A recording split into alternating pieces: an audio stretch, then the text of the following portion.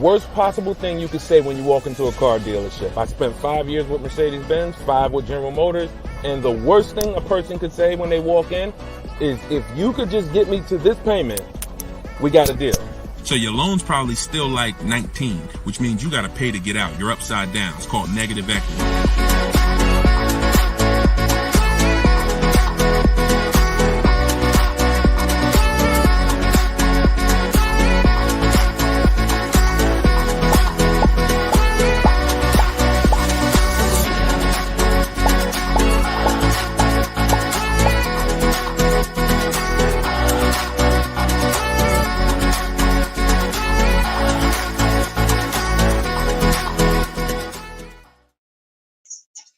Welcome. Let me mute this because I got the audio going on my phone. We're on Instagram Live. This is our May 7th, Tuesday, May 7th, Car Questions and Answers live stream. I am your host, Deshone the Auto Advisor. You may see these broadcasts throughout the week on TikTok, on YouTube, Instagram, and Facebook. But whenever you don't see the banner above me, that means you're watching one of our live shows, so you guys can start typing your questions. If you don't know me, my name is Deshone the Auto Advisor. Let's get the quick housekeeping out of the way before we start bringing in questions. I've been in the auto industry since 2006. I left in 2020 after the pandemic. Since then, we've been focused on car shopping education, teaching you how to get the low market prices on your leases, your new cars, and your used cars by bidding and looking at multiple offers, making dealers and banks bid for your business versus how you've traditionally shopped. So that is what we do. I'm also the author of the pretty much 5-star rated digital book. It's called Cars from Home, and we're currently rated 4.94, goodreads.com. Just want to get the housekeeping out the way for those of you who don't know me. For some of you who've been on the show before on the stream, welcome back. But for those of you who don't know me, this is my new digital book. It's called Cars from Home. You can get your copy for 75% off the normal price by going to my Instagram bio, the TikTok bio, or if you're on Facebook or Instagram, you can actually scan this QR code, Facebook or YouTube. You can scan the QR code, or you can go to deshonebook.com. We have a link in the comments for you. Lastly, I am the host of the masterclass, Everything You're Doing Wrong, Buying, Selling, and Leasing Cars. Some of you have asked, I share a lot of people who are using these strategies throughout the broadcast. Some of them are people who have my book. Some of them are people who attended my free masterclass, and some of them are in my car shopping school, Maps Academy. So either way, you guys can get anything you need from me in the bios or in the comment section. So let's get started, Dolan. You can bring in the first question. This is May 7th. So if you're just getting on, we are live on all 4 platforms, May 7th, 12 p.m. Eastern time. And you can share this with your friends. Tyler from TikTok, how are you? How does gap insurance work on a lease? Great question. Gap insurance covers the amount that you owe if, God forbid, the vehicle is totaled or stolen and they don't find it.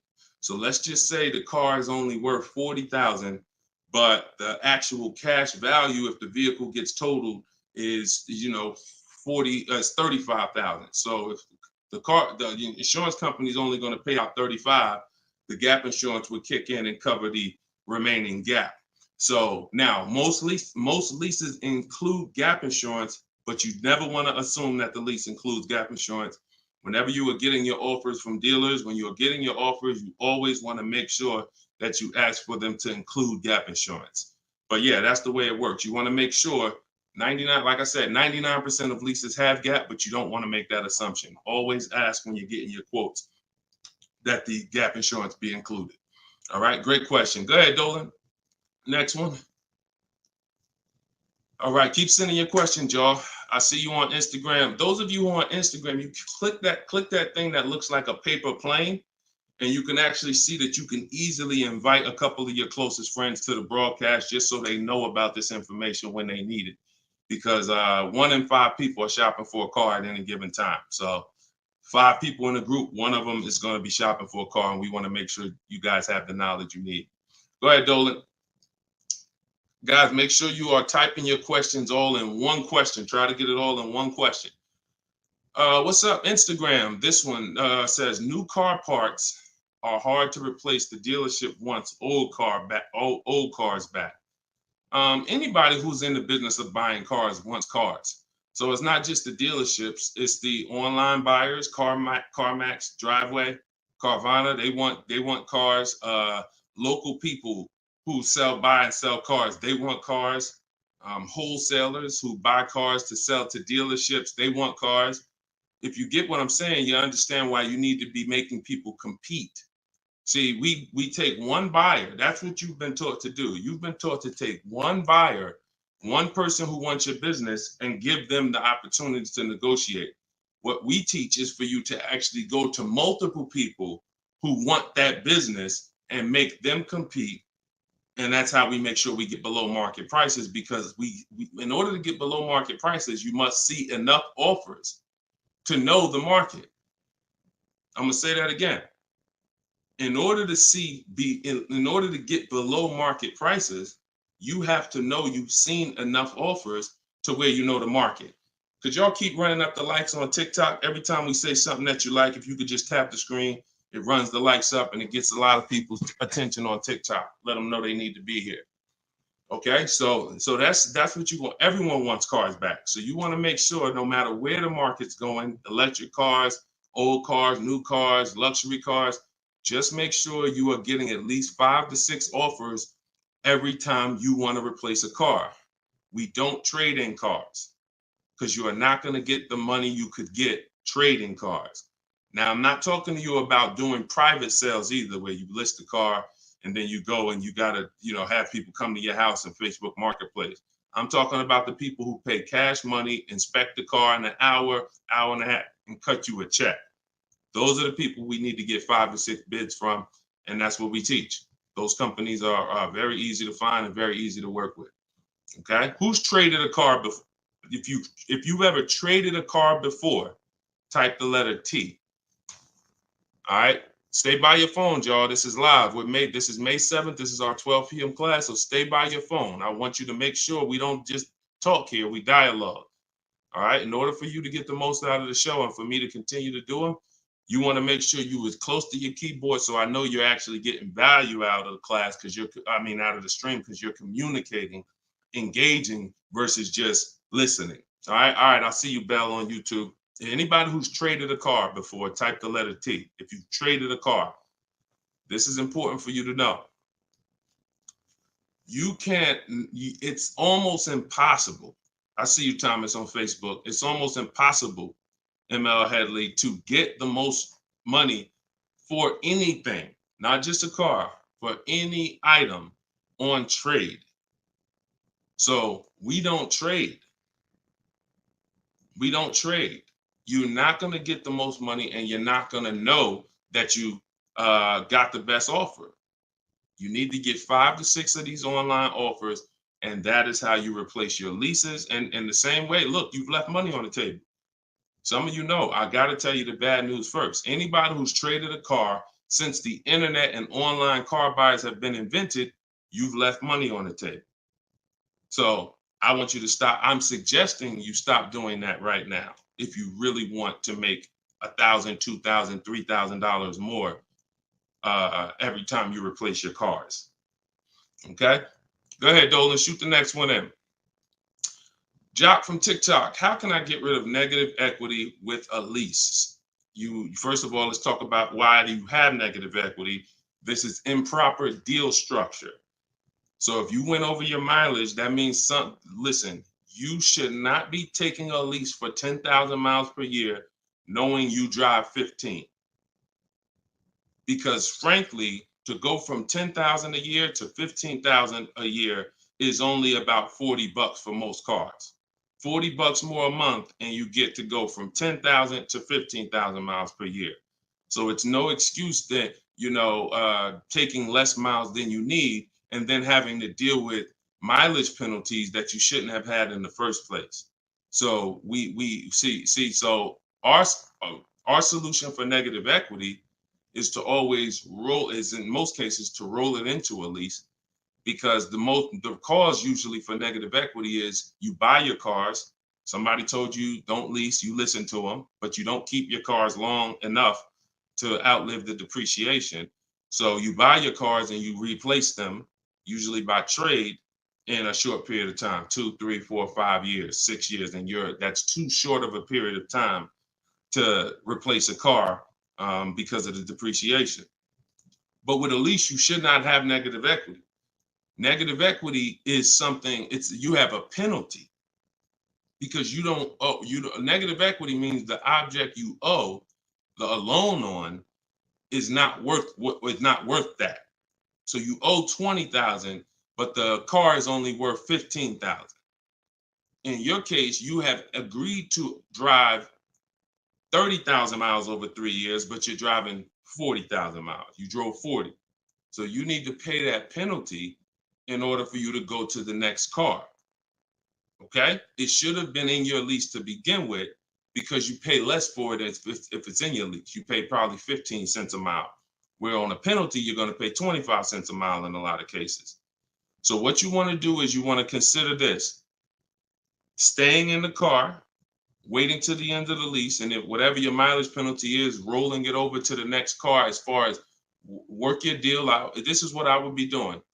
One, I would do an equity assessment. Before we even talk about this, you need to do an equity assessment.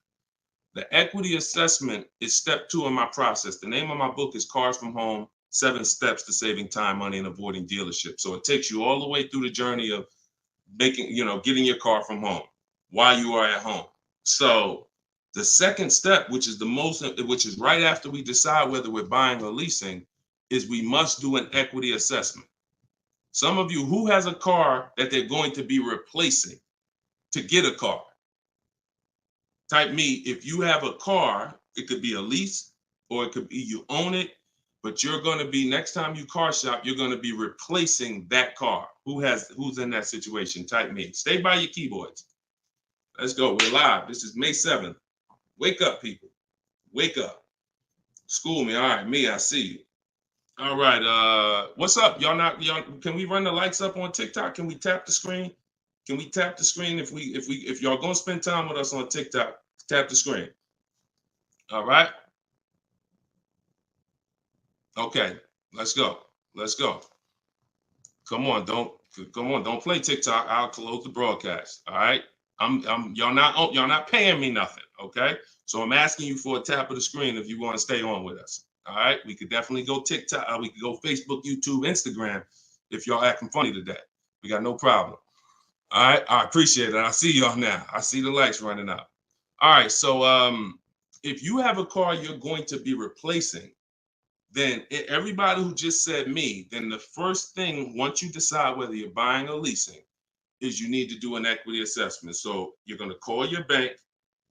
If you don't have a bank, the car's paid for, then you can skip this step, but you're going to call your bank. You're going to find out what your payoff is. Once you find out what your payoff is, you're going to now, if you have a lease, you're going to ask them, do you have a third-party restriction? Now, once you make a note of those things, that's 4 different paths. See, I just talked to 4 different people. It's very important that y'all understand that I don't teach one size fits all car buying advice. So you got to listen closely to see, oh, is he talking to me? Oh, that's what group I fall in. So I just said, some of you are going to replace a car. You have no money you owe on it.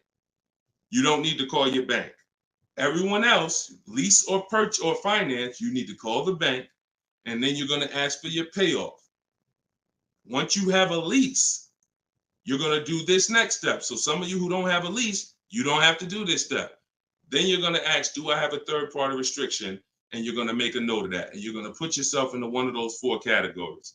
Okay, this is broken down. This is step 2 in my book. So once you get that information, you're going to go online to CarMax, Driveway, Carvana, Kelly's Blue Book, Instant Cash Offer. Please do not come talking about what Blue Book says. Algorithms in this market mean nothing. The only thing that matters is cash offers. So you're going to go to these people to get your cash offers: CarMax, Driveway, Carvana, Kelly's Blue Book, Instant Cash Offer, Car Guru, Sell My Car, and Auto Nation, Sell My Car. That's 6 offers. And once you have those offers, you will know where your equity position is. You will know if you have equity in your vehicle. You will know if you have no equity in your vehicle. If you are leasing, then there is no such thing as negative equity. Because let's say your payoff is $20,000 and your highest offer is $18,000. You don't have negative equity, you don't owe that. That just means when you go to drop off your vehicle, you can't sell it and make money. That's what that means. Now, if you have a mileage penalty like this gentleman may have, that's different. But that's separate from the equity assessment process. You need to know, what is the asset that I'm driving? What is the asset, the car that I have in my possession, worth on the market? And what do I owe on it? And is there equity there? So that is the step you do before you think about shopping and getting offers, because we break our transactions down into 3 categories. Who we buy our car from, we're getting bids. Who we get our loan from, we're getting bids. And who we sell our car to, we're getting bids. So this is very important in our process of how we get below market deals from home. Okay, so do that step, Jock, and that's what and you go from there. Everything I'm talking about is in my new digital book, Cars from Home: 7 Steps to Saving Time, Money, and Avoiding Dealers. Shoot the next question in, Dolan. Everyone who wants your copy, you can get it for 30 minutes at 75% off. It's normally $97. So everyone who's gotten this book, and we've gotten close to probably 6,000 people at this point, the book is $97. But when you go to my bio now, or my Instagram or TikTok bio, you can get your copy for 75% off, which would be $24, but it's only for 30 minutes. If you're on Facebook or YouTube, just check the comments and go to deshonsbook.com. You got 30 minutes to get your 75% off. Okay, Tyler from TikTok, rolled over $14,500 from a trade into a 36-month lease. Payment only $54 a month. Is this a good strategy? Payments only $54 a month? What do you mean by that, Tyler? $54 a month. How could the payments be $54 a month? You need to know how much you're rolling over into the new deal, because let's say, for example, you have $14,000 of negative equity. Just that alone is $400 a month.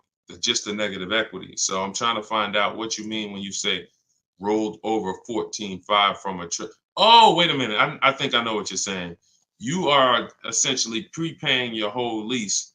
What he's saying is he's taken all of the car that he is trading, which I just told you how much I'm not a fan of that. But he's now essentially doing a one-pay lease, or you're doing a huge down payment. So this is very important. You could be about to really lose your shirt right here. This could be extremely bad for you.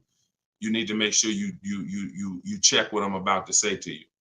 If all of that money is being treated as a cap cost reduction, which is essentially a down payment on a lease, let's just say your payment would normally be, matter of fact, let's do this math real quick.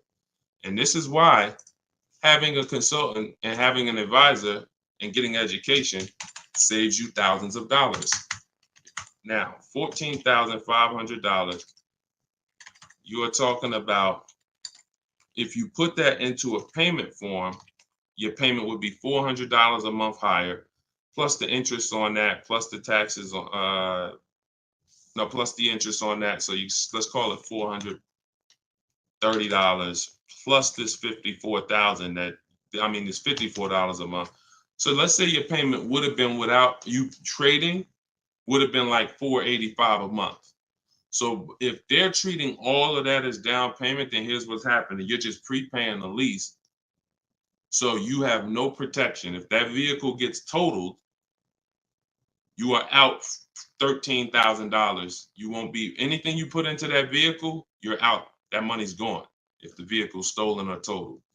So what it makes more sense to do is to see if there's multiple security deposits that you could put. You need to get your offers, though, with no money out of pocket, because you can't look at one-pay leases and you can't look at multiple security deposits if you don't know what the original deal was without them. So if my payment is $500 a month, and then if I put multiple security deposits down, it lowers it to $450 a month, then that could be a good offer. If it lowers it $20 a month and I got to give them $6,000 to hold, then it doesn't make financial sense. That's not a good return on you holding $6,000. But I'm always comparing it. This is something we teach called advanced leasing strategies. This is not for everybody. So but you need to determine when you're doing a one-pay lease, all you're doing is giving them all of this money up front so they can lower the actual interest on the lease and see what the payment comes out to with the lower interest. So you have to get offers without down payments. This is why I'm saying when we shop, we never shop with down payments, whether we're buying cars or leasing them. We never shop with down payments because when you're putting all this money in, you can't assess the deal because you don't know how much of this being a low payment is because I put all this money down. You need to know you have a deal before you consider what monthly payments is going to be. If I'm getting a lease and I shop my offers and my lease deal is under 1%, or my best offer is under 1%, no more than 1.5, somewhere in between there, I know I have a good deal, regardless of how much I'm going to put down. So, and when it comes to purchasing, I need to know people worry about the payment. Some of you are worried about the payment. You don't care about what you're buying the car for, and you're worried about the wrong thing because you're thinking about the loan you're getting. You're not thinking about the car you're buying. Before you think about, hey, what's a good payment on this car? No, the better question is, who's the dealer that's going to sell me that car for the lowest price? Deshone, I want to get this BMW 4 Series. What's a good payment on that? No, you're going to get a BMW 4 Series. Who's the dealer that's going to sell you that BMW 4 Series for the lowest price? If 20 dealers, if say 10 dealers have that car, $60,000 car, some dealers are going to sell it for 65, some are going to sell it for 60, some are going to sell it for 57. You need to get these offers before you worry about what the payment's going to be. And that's a whole different philosophy. This is what I teach.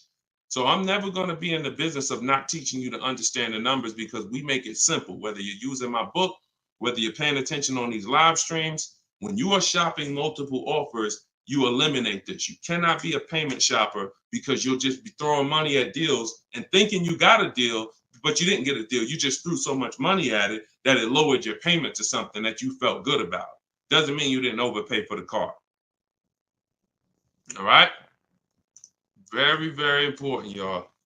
This is $3,000 to $5,000 to $7,000 to $10,000 mistakes. These aren't $100 mistakes. Listen, look, people right now are so distracted. They are asleep. They are asleep. The only way people could continue to make money is people stay asleep. It's not so when I tell you the conversation, you are taught to, when you're buying a house, get help. Make sure you have a plan. Work with the best people. Get a home inspection, even if you're not going to buy the house, right? Don't you get a home inspection even if you're not going to buy the house? Don't you risk $400, $600, $800, even if you're not going to buy the house?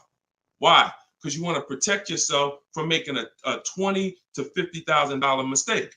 But with cars, this is the only thing that you think, oh, I could just do this on my own. Knowing that every time you buy a car, you have a little buyer's remorse. You hope you hope you didn't overpay. You hope you didn't. So lock in. The only way you are going to win and be like these people that I show on the show all the time, like you see just a ton of people that's paying ridiculous prices, below market prices. And I got more to show y'all. Like my next show, I got like 3-4 million people that hit me with their deals they got in the last 2 weeks that I haven't even pulled in yet. Like you're not going to get these prices until you take car buying as serious as you take buying a small house.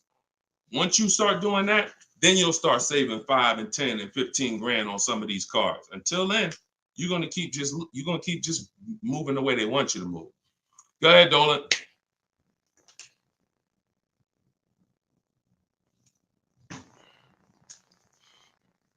Is there any way to get out of a car with too much negative equity? No. Negative equity is what I call a bad credit for people with good credit. You could have an 800 score. If you have too much negative equity, you're not going anywhere. So the first thing to know is what's the cause. See, we could sit here and we can cure the problem, but until we know the cause, you're just going to go and you're going to repeat the problem. The cause is you're not leasing, but you're not keeping your cars 8 years. So what you're doing is you're losing on depreciation. Your car's value is going like this. You buy your cars, it goes down 15%, 20% the first year, 15%, 12%, 12% is losing thousands of dollars in value for the first 5 years. And then that's when you go to trade it, or that's when you go to replace it. So you don't keep the car long enough for it to start losing a little bit of value because somebody taught you could just switch cars anytime you want. Buy them and switch them, buy them and switch them. This is a depreciating asset, and you're going to lose every time doing that compared to someone who's getting great lease deals. So if you're not, our rule of thumb is if you're not buying your car to keep it at least 8 years, you should be shopping for great lease deals, not purchases. So you need to know the cause. Now, once a lot of you figure that out, that that's true, and you learn that all of this bad structure has cost you, you're going to lease. You're going to say, Deshone, I'm not keeping my car 8 years. I'm leasing my next car. If you don't have too much negative equity, then what you should be doing is trying to cover the difference. So you're going to do that equity assessment process that I laid out about 10, 15 minutes ago. You're going to do that equity assessment process. If you only have a $1,500 to $2,000, $3,000 difference between your best offer and your highest offer, I mean, let's say you owe 20 grand, but somebody's going to offer you 18, then I would pay off the difference all day long because I'm still winning with a bidding system on there. See, when you get bids, even when you have negative equity, that's still you're still getting the most money for the car you can get, which means your negative equity amount is going to be the lowest it can be. So you always want to explore if I could pay the difference between my highest online offer and my negative equity, that's the best. Because once you can't do that, now you eliminate the ability to be able to participate in a bid because you have to trade.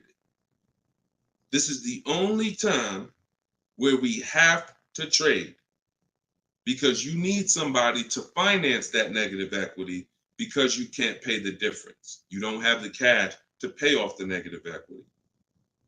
See, if I know that I can cover my negative equity by selling the car to CarMax and I pay $2,000 and I'm out of it, that means now I can get bids for my replacement car, which is what we do. So I can get the lowest bid for the car I'm buying, the highest bid for the car I'm replacing, the lowest bid for my interest if I'm buying. Once I have to trade because I have too much negative equity, I can't do that.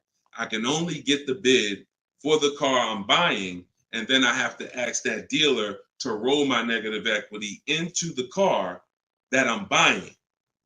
And the problem with that is that dealer is not going to win a bid. So even though CarMax may have been offering you 18, that dealer may only be able to offer you 16.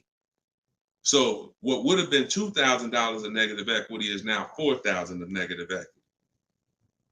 That's why paying the difference is always best if you want to maximize the deal and get below market deals. That's it. But if you have too much negative equity, you can't do that. Now, it's very important that you understand something regarding the car you're replacing your negative equity with, the next car you're going to buy. You can see Sean uses our bidding strategy. He's in our private group. For all of you who want to know about my private groups and you have to attend, there's people who ask me, who are these people? You must attend my masterclass in order to be eligible to be in our educational course. So this is but what it is my book in video form with coaching. So the 7 steps are the same. Those of you who are using the book to get to your goal, use the book.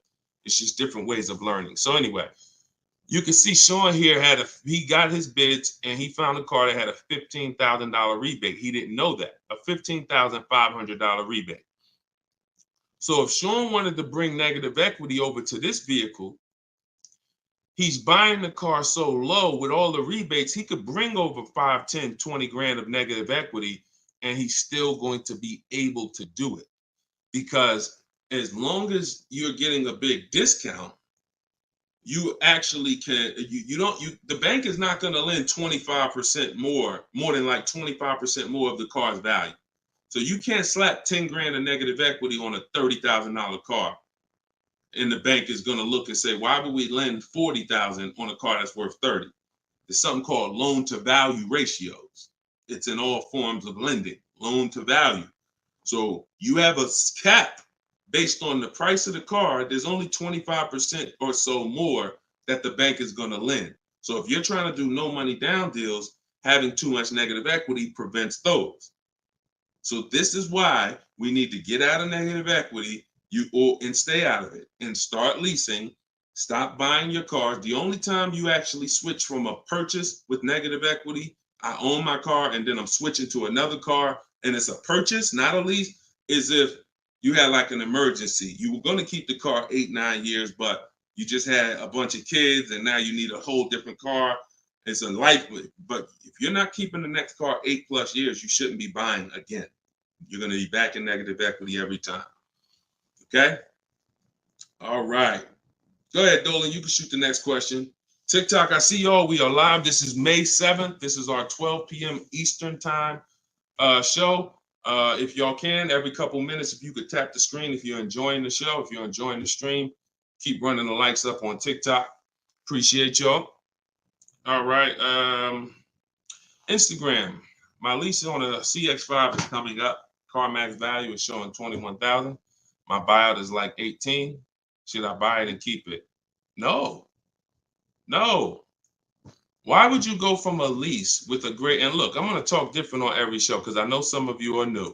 Okay? Who's new here? If this is your first time ever on a live broadcast, on a live stream with us, just type the number 1 and then we'll answer the brother's question here. Who's new? All right, I see you, Khaleesi, on TikTok. I see you. If this is your first time on a stream, you've never been on Car Shopping Questions and Answers with us, type new. Okay, I see you, Matt, on Facebook. I see you, Vince, on Facebook. Melanie on YouTube. DJC Square, I see you. Okay, I see you, John, on YouTube. Okay. All right, TikTok quiet today, boy. I never saw TikTok this quiet. They ain't hitting no likes or nothing. That's all right. God bless them. God bless them.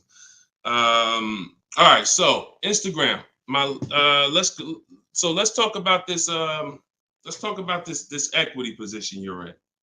Right now, you could sell that lease and make $4,000.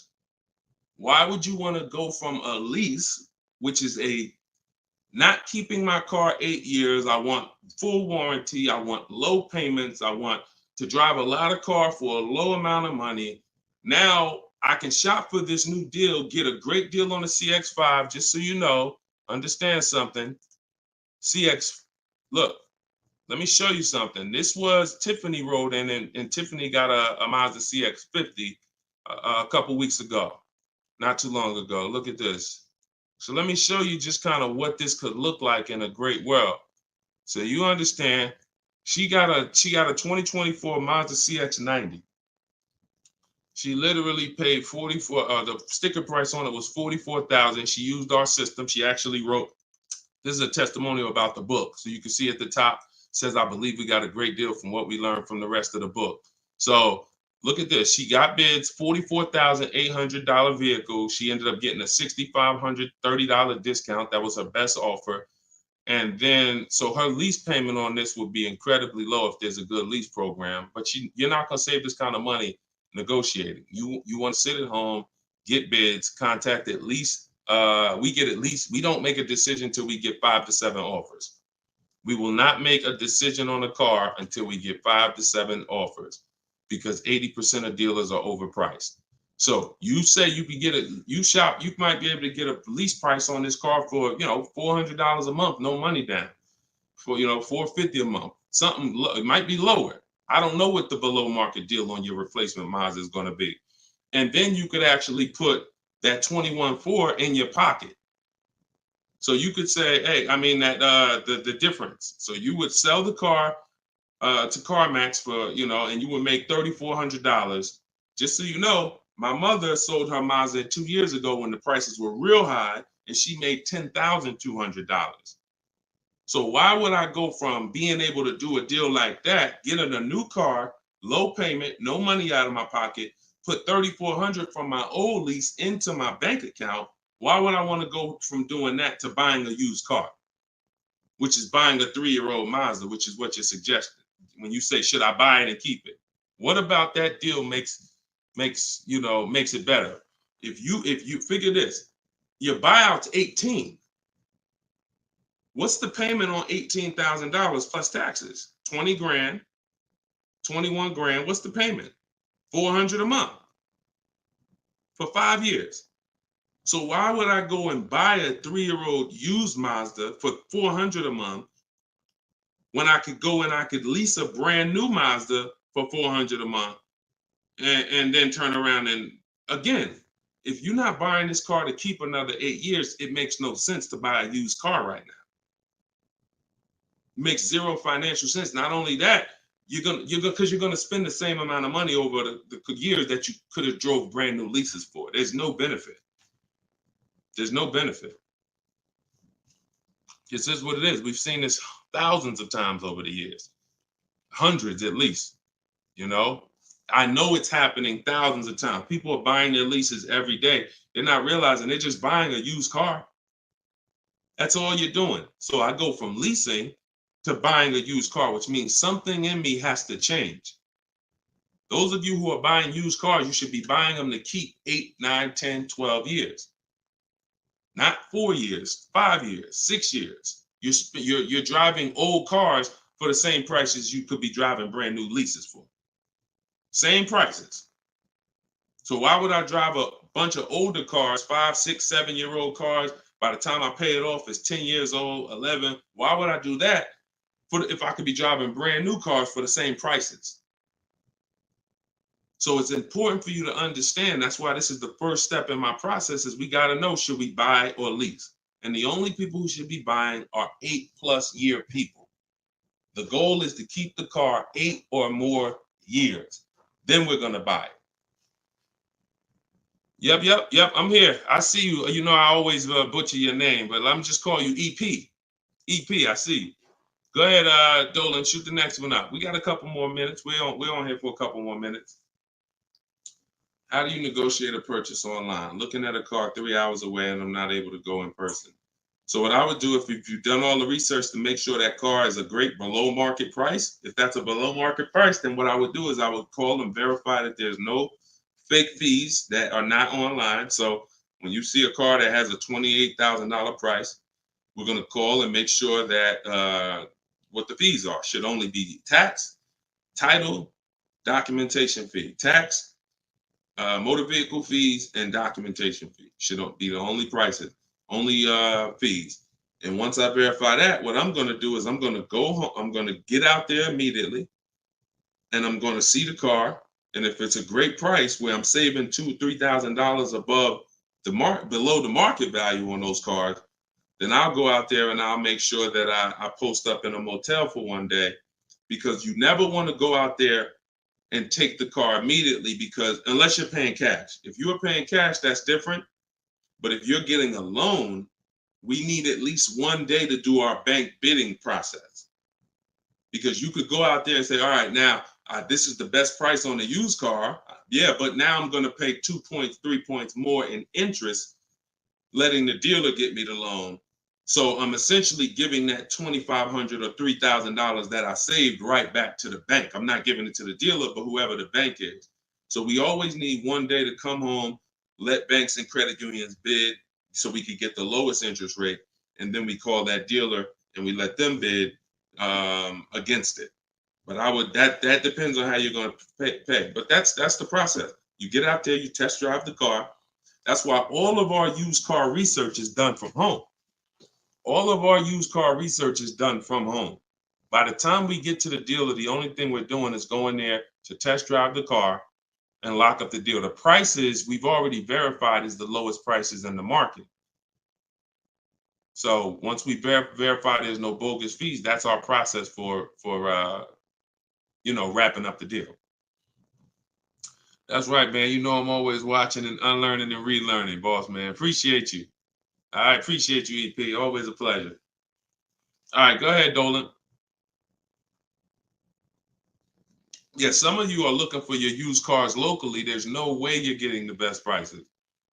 If some of you are looking for your used cars 25 miles, 50 miles, 100 miles, there's no way you are getting you're getting below market prices. That's just not enough inventory to look at for you to see, Oftentimes, it's literally a dealer that's an hour, 2 hours, 3 hours away who may not be in the city. They don't have the traffic that that person has, and oftentimes they'll have a below market deal because of their particular circumstance. So if you're just shopping 10, 25, 50 miles outside of your radius, that's just not enough of a radius to get the below market deals. My brother leases up, he's over miles. Equity assessment. That's it. I just went over that about 20 minutes ago. I can't go over it again because there's people who watch the stream and it's not fair to them, but we do have this stream on replay. If you go to YouTube or if you go to my Deshone the Auto Advisor Facebook page, and you can find the section that I did only on that. Okay, it's called the equity assessment. We had another person on here that's over miles. And, once you do that equity assessment, then you want to weigh that, compare that to what the mileage penalty is. Because some people, the mileage penalty is only going to be $750, $1,000, $1,500. You could have that rolled into your next lease offer. What you do is just negotiate your best lease offer and then say, hey, look, I need you to cut a check for, $1,500 to my old lease company. Now that's going to raise your payment. So if I got a below market deal, let's say, give you an example. Let me show you with a real life example. So, so Charles, let's say Charles, he gets his Hyundai Palisade, he gets it for $597 a month, but he has a mileage penalty of, $1,500 that he needs. This dealer who won his business, he needs them to pay that to his old lease. So they're going to cut a check for $1,500, but that payment, that $1,500 now goes into his new deal. So it's just like negative equity. It's going to raise your payment up, which is why we bid this out and we don't bring stuff over. We don't bring mileage penalties over until we have already found the dealer that we're going to buy our car from, because they've given us the biggest discount. But yeah, that's what you would do. And whatever the mileage penalty is, you're adding it to your next lease. So you're paying it either way is the point. You're not getting out of a mileage penalty. It's just all about and the only way you can get out of it is if you sell the car.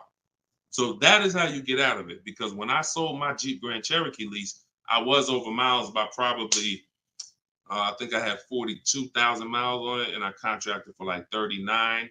But that's because I extended the lease.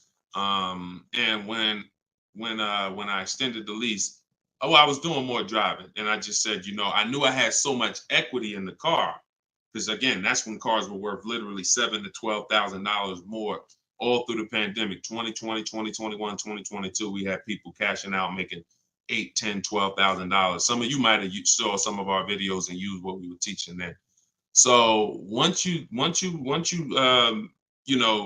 that, that's the only way you get out of a mileage penalty is you sell the vehicle, and then it's all whole. But if you're not doing that, that mileage penalty is going to be paid. It's just what I just told you is a way to get the deal done without having to pay the mileage penalty out of your pocket. You're rolling it into your next deal. All right, go ahead, Dolan. All right, y'all, this is our Tuesday 12 p.m. stream. We're on here for a few more minutes. Keep your questions coming. Try to get to as many as we can. Everything I'm teaching y'all, if you guys do not want to remember this, if you're like, Deshone, I want something where I can see step-by-step your plan, you want to go to deshonesbook.com. We got the banner on the screen. If you're watching us on TV, you can scan the QR code with your phone, and you can get my new book. It's a digital book called Cars from Home, 7 Steps to Saving Time, Money, and Avoiding Dealerships for 75% off. So you'll get it for $24. You won't pay the normal $97, but it's only for 30 minutes, okay? After 30 minutes, it's normal price. You guys that are on TikTok, you can get yours in my TikTok bio. There's a website there, as well as in Instagram, my Instagram bio. All right, get your 75% off if you don't want to get it, if you don't want to remember any of this. All right, so Guitar Jams, YouTube, what's the best price to negotiate over sticker price? For example, a car is a $26,000 sticker, but I'm only wanting to put $27,000 in cash. Is $1,000 difference enough to avoid all BS fees? See, that's a problem. See, let me show you how you're actually hurting yourself by doing this. You're not getting bids. You're not getting multiple offers. If you're looking at a new car like this, a $44,000 car, You go in and you assume what a good deal is going to be. We never assume what a good deal is going to be. We have to reveal what a good deal is by getting multiple offers from home. So we sit at home. In my way, we use the computer and we're going online and we're going to dealers' websites. I have scripts in my book. So all you're doing is copying, pasting my scripts to use this. Now, if you're doing it your way, you just want to make sure your goal, you could do it by phone. I don't care how you do it, but your goal is to get 5 offers. Because until you get 5 offers on these new cars and on these leases, you're not going to ever know what the best deal really is. Because 80% of dealers are overpriced. So when you look at something like this, if you said, okay, $44,820 car, like the one I got on the screen.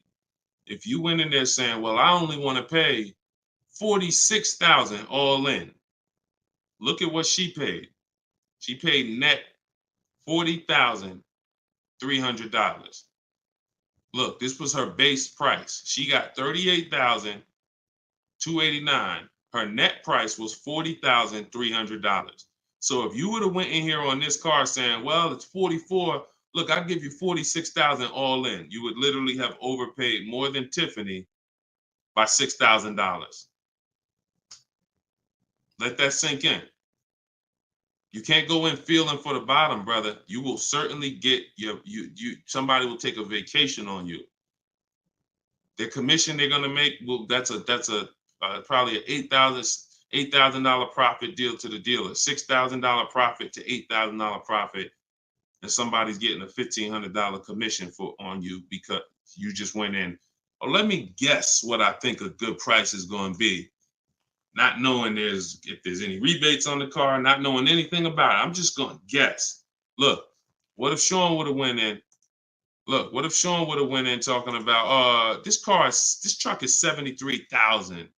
I'm gonna offer them $73,000, but they gotta include all the tax, all the fees. I'll give you the asking price, but you gotta include all the tax and fees in. Look, he ended up getting with bids $57,000. He would have overpaid by $20,000, $15,000. And I'm sorry to tell you that some of you are doing it every day. You've done it on all your cars. You've overpaid, not using these strategies. And I want you to stop. You're free to do what you want to do. You want to stay in the old way. But the people that you see that are getting these deals, these people that are posting, listen, when you get a great deal, you post the deal. See, when you get a car, pay attention, yo. Pay attention to what I'm about to say. It's very important. When you actually have strategy to get great deals, you actually post the deal. This is our private group where we post our deals. Look, people are not just happy about the car. Look, Eddie, I ended up getting multiple offers, got a Toyota Camry hybrid. This was last year when these cars were literally on fire. Look, quote, getting quotes as high as 10 grand over sticker. Look, I got $2,086 under sticker. $10,000 over sticker was his highest quote for this Toyota Camry hybrid. There are people who paid that. There are people that paid 5 grand over sticker for the same car Eddie got. There are people who paid sticker. Thought they were getting the best deal. Man, I got mine for sticker. He got his $2,086. Some of you who might see this broadcast, you might have said, you might have the same car. Deshone, wow, man, I got that same car. I paid 4 grand over sticker to get mine. Yeah, Eddie at the same time, same year, paid $2,086. Sorry to tell you, but you overpaid by 4 or 5 grand. This is real. We're not sitting up here doing this talking about hundreds. There's nothing y'all hear me talk about in these streams that had hundreds of dollars. And frankly, unless you are rich, you can't afford to lose $2,000, $3,000, $4,000 every time you buy a car. You can't afford it. This is where you're losing. So what I would tell you, Guitar Jams, is do what I just said over the last 10 minutes. Get bids. If you want the system for doing it, that's in my book. If you want to do it your way, I don't care how you do it. Just get at least 5 to 7 offers so that you can see where the best offer truly is. 8 out of 10 dealers are overpriced, and you don't know how bad they're overpriced until you get all your offers. 10 grand overpriced, 5 grand overpriced. All right. Go ahead, Dolan. Shoot the next one in. Great question, though. Can you get a deal when you build your own car? Absolutely, Sherry, but you want to get those offers before you agree to buy something from anybody. So if I'm ordering a car, I'm getting 5 offers, 10 offers. I'm getting 5 to 7 offers, not 10 offers. See, in my book, I have a process called the 25 to 5, where we connect with 25 dealers online in 20 minutes. And our goal is to get 5 to 7 offers in 48 hours. So once that happens, we don't order a car until we verify the car doesn't exist in the market. See, because when you walk into a dealership or call 2 dealerships and they say, oh, we don't have that car, but we could order it for you. Now, what are you doing? You only talk to 2 dealers. What about in the 25 dealers that we talk to? What if 7 of them or 10 of them have that car? So you just talked to 2. Now they got you ordering a car. We don't order until we talk to these 25 dealers online and they tell us, hey, nobody has it, or it's only 2 out there, then we might order. But that car could be sitting right around the corner from you, or 30 minutes away from you. People could have 5 of them. An hour away from you, people got 3 more of them. But because you're just local, you think, oh, I need to order this. We don't order until all of those dealers tell us we don't have that car. And then when we send out our order request, we're getting quotes from all those dealers. So we're getting probably at least 10 offers. When we go to order, we're probably getting 10 offers because all of those dealers we've already been talking to. And any of them could order us a car. I had a young lady 2 years ago, no, last year, the new BMW came out, the new BMW X4M, and she got quotes. And to order, nobody wanted to give her below sticker price. Some were higher than sticker. The person who won the bid was giving her $3,000 below sticker. But the car had a bad lease program though, so she ended up not getting it. But $3,000 below sticker. If she was purchasing that car, that would have been a ridiculous deal. Brand new BMW, new body style, $3,000 below sticker. But that's bids. And we do that in 45, 60 minutes. Before you even get home from the grocery store, we already got the bids, and we're not putting in 60 to 90 minutes to get this done. So my process is not just money, it's time. I don't want to spend more than 60 minutes to get a car. And I could get any car, any price. All of these people that you're seeing, Danielle, Kimberly, Bonita, all these people right here, Charles, they could get that Zafrina, they could get these cars, they could get these same deals that y'all seeing, and they're probably 90 minutes. Some of them might be 60 minutes because it was their first time, second time, some of them. Second time you get it, you're probably 60 minutes because it's a repetitive process. Getting a car, getting these bids is so repetitive, you'll see. This is what I should have been doing years ago. I don't know why. So easy. All right, go ahead, Dola. Shoot the next one in.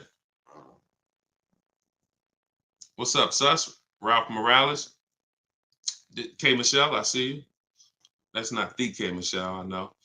What's up, John? I see you. Steps if the lease has a third-party restriction. So if the lease has a third-party restriction, we're going to get bids from whatever dealerships make the car. So if there's a Nissan and I have equity, if I have $2,000 or $3,000 or $4,000 in equity, then what I'm going to do is I'm going to call and I'm going to get bids from the local dealers, because a third-party restriction means that it doesn't mean you can't sell the car. It means you could only sell to a local dealer who makes the car. So we still get bids. We get 3 to 5 offers from used car managers. And whoever makes us the best offer gets the car. And then they'll cut us the check for any equity that's in the car.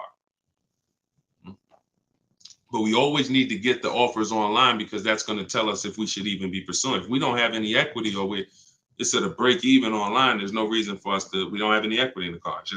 We're just going to return the lease. But the process of doing this is to prevent what a lot of people have done. You dropped off your car 2020, 2021, 2022 at a dealership. If you dropped your old lease off and you didn't do an equity assessment, chances are you gave up a lot of money. And some of you are like, well, Deshone, I did that. I gave them back my old car, but then they gave me a great deal on a new one. You have no idea how much equity they used out of that car or how much they kept. It was, like I said, my mother had $10,200 in equity. She could have literally, they could have gave her, if we would have went into a dealer, they might have gave her 4,000 of the equity and kept 4,000 if we were lucky. So, doing an equity assessment before the lease in process is to prevent giving away any equity when we drop off our lease. All right, go ahead, Dolan.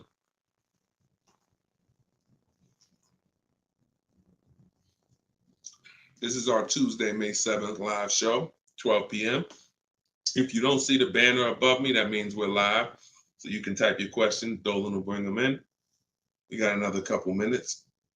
Hey, Deshone, currently in talks with dealers for a good offer. Thanks for all your help. Great. I feel empowered and confident I'll get the best price. Get the book, everybody. Stop leaving money on the table. Thank you, Nico Smooth. See, it's empowerment.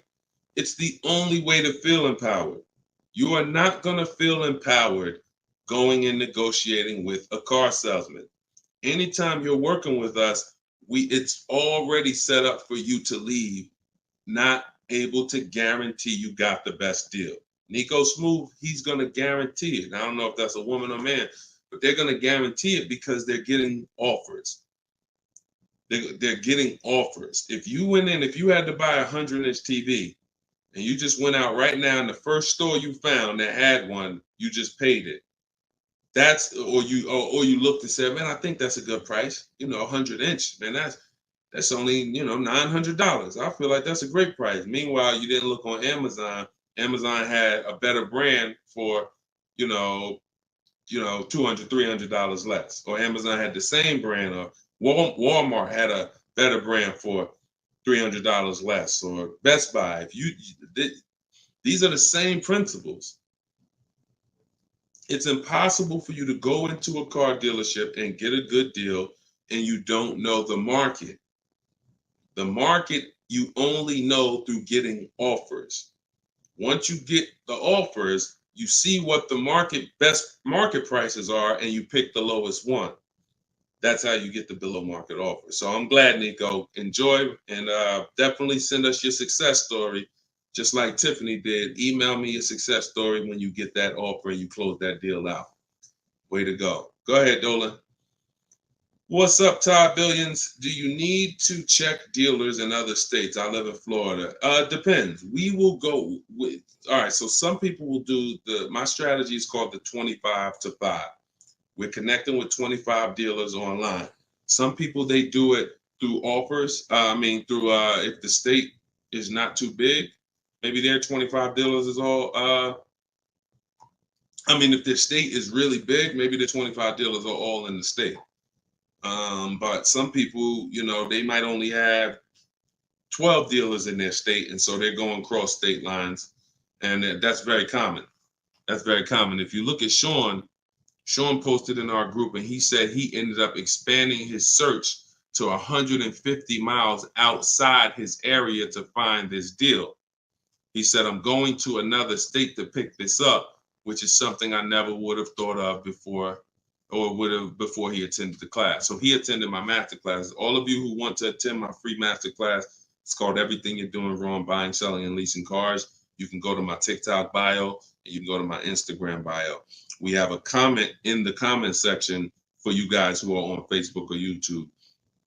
But this is, the local business is going to die. When you see and you shop online the first time properly, you're going to find out that the local business is going to be dead to you unless they win the bid. And you're not going to be committed to local anymore, because look, Sean is driving to another state because his best offer, it saves him $4,000. So no other dealer near him made him the other offer. This dealer that's in another state made him, and it's $4,000 better.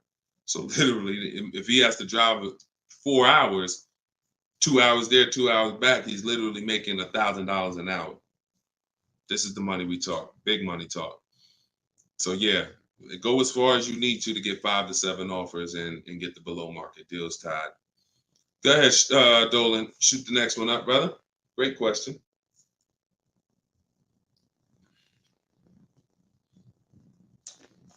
This is Charles Harris on YouTube. How are you?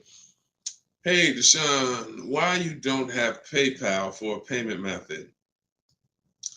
Um, that's a great question. We've used PayPal probably twice since we started our company in 2021. We just found that Stripe was a better company to work with for the business. We do have, I believe we have Klarna. So for those of you who are familiar with Klarna, they'll let you break up the payments interest free. For the book or any product we sell, we make Klarna available for the last year. But PayPal is just a little different to work with. We've enjoyed working with Stripe. So hope that helps. Go ahead, Dolan. Right, we just hit the hour mark. Got a couple more. We'll try to take a couple more before we wrap. Lenice from Instagram. By the way, everybody, if you just jumped on, this is our Tuesday, May 7th, rather, 12 p.m. live. So we are live. So feel free to ask your questions. If you don't see the banner above me, then that means we're live and you can type your questions. Is purchasing a car from Enterprise Car Sales a good idea?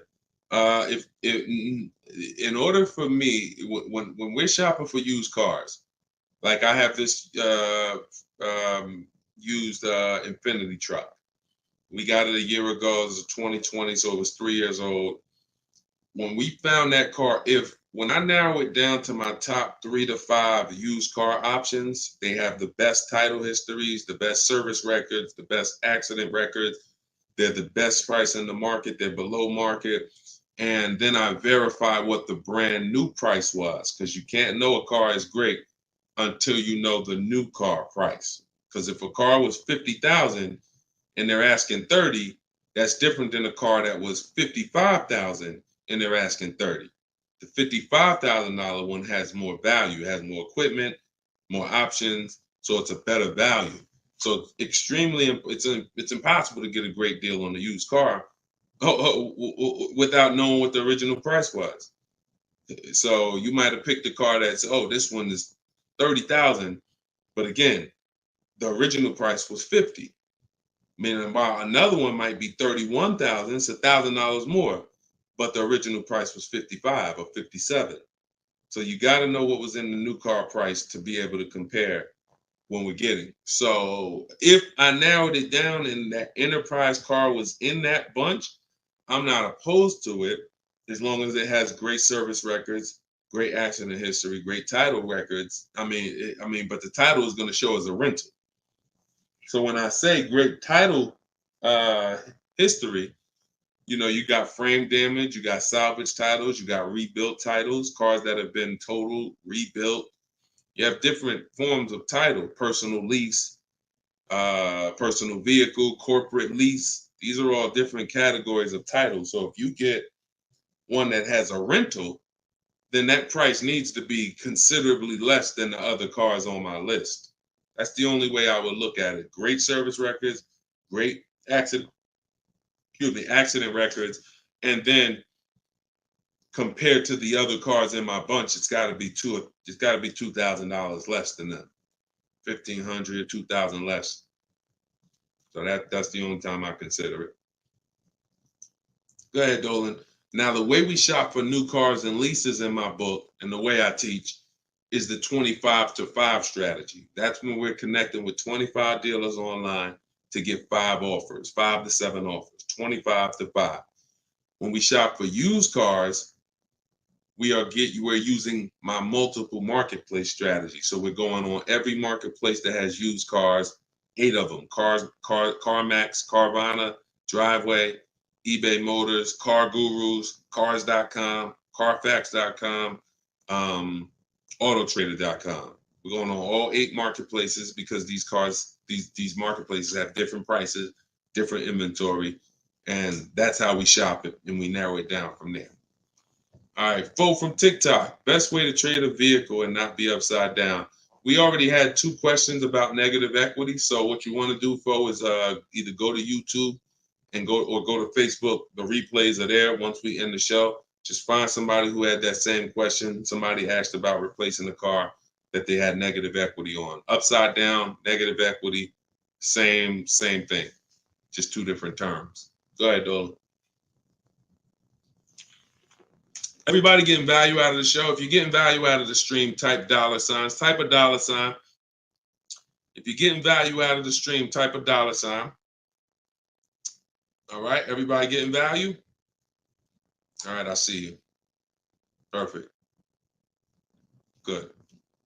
Good. I see you, John. I see you, Tracy. All right, I see you, Sterling. Yep. I see you, Charlene. I see you, EP. Perfect. Glad everybody's getting value.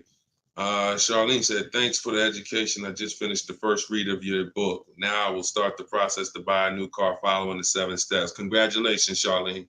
Way to go. Now, some people choose to go the book step by step. So the last step that Charlene just said, step 7 is delivery. So you're not really getting, some people do this. And I can't, it depends on how you learn. The book is set up in a way where everything I teach is set up in a way when y'all hear 7 steps, it's set up where if we talked on the phone, I would be saying, do this first, call me back. Do this second, call me back. Do this third. And then by the time we get to step 7, we're setting up for delivery or the pickup of the car. So some people never read the whole book. They just do 1 step at a time and they never see step 7, me congratulating them for delivery until they are at that step. Some people read the book straight through and then come back and do the steps. So whichever way you decide is up to you. The quickest way to your car, the quickest way is to just do 1 step at a time and then not read forward until you get to that step. But everyone learns different, and everybody, that's just if you want the quickest way, you want to get a car in literally 48 hours, don't read the whole book. Read 1 action step at a time, cross it off the list, and get it done. And then you'll have your car in 48, 72 hours. Okay, go ahead, Dolan. TikTok, using your book, all of these lease prices I received are too high, over 1.5%. Next step. Well, as I mentioned, once you get 5 to 7 offers, that means that car has a bad lease program. Not the brand, the car. So that Jaguar has several cars. That particular one, and it could be that trim level, has a bad lease program, in which case I always say with leases, we want to have at least 2 to 3 options, because we cannot control the lease program. So whatever the dealer was, so if you see a 1.5% lease, 1.6, 1.7, 1.8, 1.9, then that 1.6, that dealer's beating everyone else. They're selling you the car less than everyone else. But if they're at 1.6, then that means their lease program is bad. That's why we always get 5 to 7 offers. If they're all over 1.5, that means the lease program is bad. And we do not lease cars with bad leasing programs. We go to our next choice, because you'll see, literally, it's day and night. A $60,000 car could have one lease price of $900, and then you have a $65,000 car like Frena got. $65,000 vehicle, she paying $579 a month. 2024 Jeep Grand Cherokee. Got it a little while back. So this is, lease programs make the difference. What we do is use bids to get the lowest price on the cars. We're gonna always get that. But once we can't control the lease program. So we always have 3 options. With purchasing, we don't need 3 options, because once we get our bids, we're gonna just find a dealer that's gonna be the lowest. Nothing else matters. We don't need to worry about a lease program. Go ahead, Dolan. German Tink from TikTok, I see you. If our credit is not good, I feel like we don't have room to negotiate. True? No, your credit, you do. You see, again, we're mixing the loan with the price of the car we're buying. That's where you're going to overpay. Because if you have a loan, you have bad credit, the only thing that should be affected is the interest you pay on the loan. That should be between you and the bank, the lender, not between you and the dealer. So what your job to do is, if you have bad credit, the lender you get your loan from is going to tax you for it. You're going to pay higher interest than what someone with good credit would pay. But what you should not be doing is overpaying for the car because you didn't get bids. So you can get bids for your car, and then you can use a company that gets deals done, that gets people loans, even with bad credit. And you know, I use Limbuzz. I recommend Limbuzz. I don't use them. I recommend them. So you could either, pay a high interest rate and get a great price on the car, or you could do what most people do: get a bad price on the car and pay a high interest rate because they're going and they're shopping desperately. So in my process, we would get with Limbuzz, get our pre-approval with Limbuzz, and then we would go and we would shop and get bids to make sure we're finding the lowest price on the car. See, once you learn what we're doing and you start doing what I'm telling you, using what we're talking about here, you're going to see the car price is independent from the loan. You've been taught to focus on the loan, which is how much my monthly payment is going to be. Oh, am I going to not be able to negotiate? The car's price we're negotiating has nothing to do with the loan we're going to use to buy it. Okay? So everything that I taught from today, guys, is in my book. It's my new digital book. It's called Cars from Home. You saw it if you were here earlier. We're rated 4.94 on Goodreads.com. Thank you to everyone who's reviewed the book and gave us 5-star reviews. You can get your copy in my TikTok bio for 75% off. That's $24. It'll be in your email in 2-3 minutes, in my Instagram bio. But don't let that timer run out, because then the price does go back up to $97. You can get yours for 30 minutes. And the same thing online here on YouTube, Facebook. We have the banner here. You can scan this QR code with your phone if you're watching us on TV. And this is what we do, y'all. We do these shows throughout the day. You can see on what time we'll be live. So we'll be back for the next one shortly. And make sure when you see us, you hop on and ask your questions, all right? But let's go get these deals. Shout out to everybody who's committed to unlearning and relearning. In order for you to win with what we just talked about, you have to unlearn the way you were taught to car shop. You have to unlearn that and relearn the new way. All right? God bless y'all. Enjoy the rest of your day. See you soon.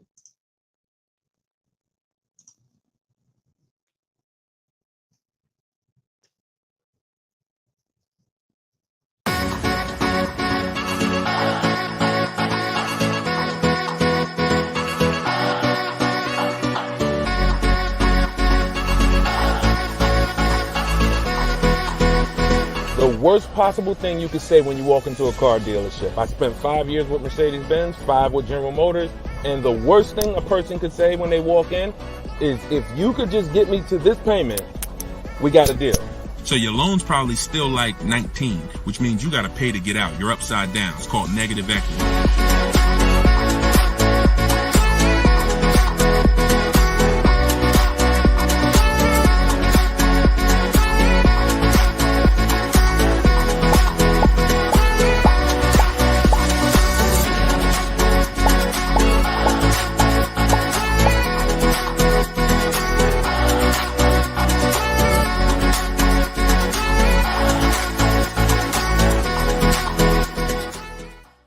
In the next 12 months, if you are car shopping now, or in the next 12 months, I want you to type a 1 in the chat as you come in. My name is Deshone the Auto Advisor. I do these live streams throughout the week to answer questions when it comes to car buying the new way. We've been doing this, helping people really since 2021 through education. And so we teach an entirely new way to car shop. A way that has worked for thousands of people before you. And I do these live streams so that you can ask your car shopping questions, and we can try to get you the answers that you need to help you get below market prices, which is the only thing we settle for. So thank you to the people who are tapping the screen on TikTok, running up the likes. I appreciate it. We have Dolan moderating in the back, so you guys can start typing your questions. Everything I'll be talking about is out of my new digital book. It's called Cars from Home, 7 Steps to Saving Time, Money, and Avoiding Dealerships. Thank you to all who have reviewed the book on Goodreads, putting the review page up now. Thank you for helping us have pretty much a 5-star rating And everyone, as you're watching this, you can get your copy. If you like what you're hearing, if you like this new way that you're going to hear on these streams of how to car shop, you can get your copy of my digital book for 75% off in my TikTok bio, my Instagram bio, or we have a banner up for you guys. Or you can go to deshonsbook.com. So no matter where you're at, that's your special offer. All right. So Dolan, you can bring the first question in. I see you, Paper Chaser. Welcome to the broadcast. I see you, Benjamin, on TikTok. I see you. First time people. Welcome to all the first time people. If you your first time here, type of 1. Mario Soto, I see you on YouTube. Welcome. This is Chris on Facebook. Hey, Deshone, are dealerships willing to order a car for you if they don't have a car with the options you want? Everyone is usually willing to order a car because every dealer can order. But you want to make sure whenever you're getting an order quote, you're getting at least 5 offers. 80% of dealers are overpriced. So you want to make sure you're always getting on a brand new car 5 offers. And then you'll see how different they are. I had somebody who, I think we're on episode 17. This is episode 17 of Car Shopping Questions and Answers. So on last episode, I spoke about a young lady who ordered a BMW when it first came out last year, the new body style new body style X4. And through bids, she saw multiple offers. Most dealers were charging her $2,000 over sticker price. But once she got her 5 offers, at least 5, she probably got set 5 to 7. Her best offer was $3,000 below sticker. So I always say when you're shopping the right way, it should be a $3,000 to $5,000 to sometimes $7,000 difference between your best offer, which is the below market offer, and your highest offer, which is, the highest of all the other offers. So that's when you know you're shopping correctly. So make sure when you're ordering, you're following that model so you can make sure you're getting your best price. And you do this right from home. You could do it by phone, or you could do it my way, which is using the dealer's computer, the dealer's websites. We do copy and paste models to get quotes directly with dealers, speaking with them on their website. So as long as you do it, that's all that matters. All right, great question. Shoot the next one up, Dolan. Let me open up my phone on Instagram. My phone battery is low, but hope. Okay. Yes, everybody. This is our Tuesday 7 p.m. live stream. So this is live. Whenever you guys don't see the banner above me, then that means we're absolutely live, and you can ask your questions. We rebroadcast these streams all through the day, so you can send your friends, family to them. But whenever you don't see the banner above me, that means we're actually live, so you can ask questions. Okay, go ahead, Dolan. This is from TikTok. I need a new truck. Any advice? Or the first thing, all right, I'm getting ready to tell you the first thing you think about when you are in your position. And this is the first thing that all of you should have thought about. If you haven't thought about this yet, you've already skipped something that is very important. The first step in my process is always to ask ourselves the most important question. Does anybody know? I know we may have a lot of new people on here, but does anybody know what the most important question is? It's probably going to take you too long to type it. So I just want to see if anybody knows what the most important question is. I'll give you guys maybe 5 to 8 seconds to chime in some answers. Can I afford it? That's a good one, but no, that's not the most important question. That comes a little later in the process. Come on, Benjamin, Charlie. Am I keeping the car 8 years? My man, way to go right there. DM me, man. I'm gonna get you a free copy of my book because I like that. All right, that's the most important question. Just DM me on TikTok. I can't read DMs, y'all. So if you actually have DM me, 99% of the time, I'm not gonna see it because I have a team that helps me with my social media. So I'm not seeing DMs because we just get way too many throughout the day. But in your case, yes, send me that. Yes, but that's the most important question because here's the thing.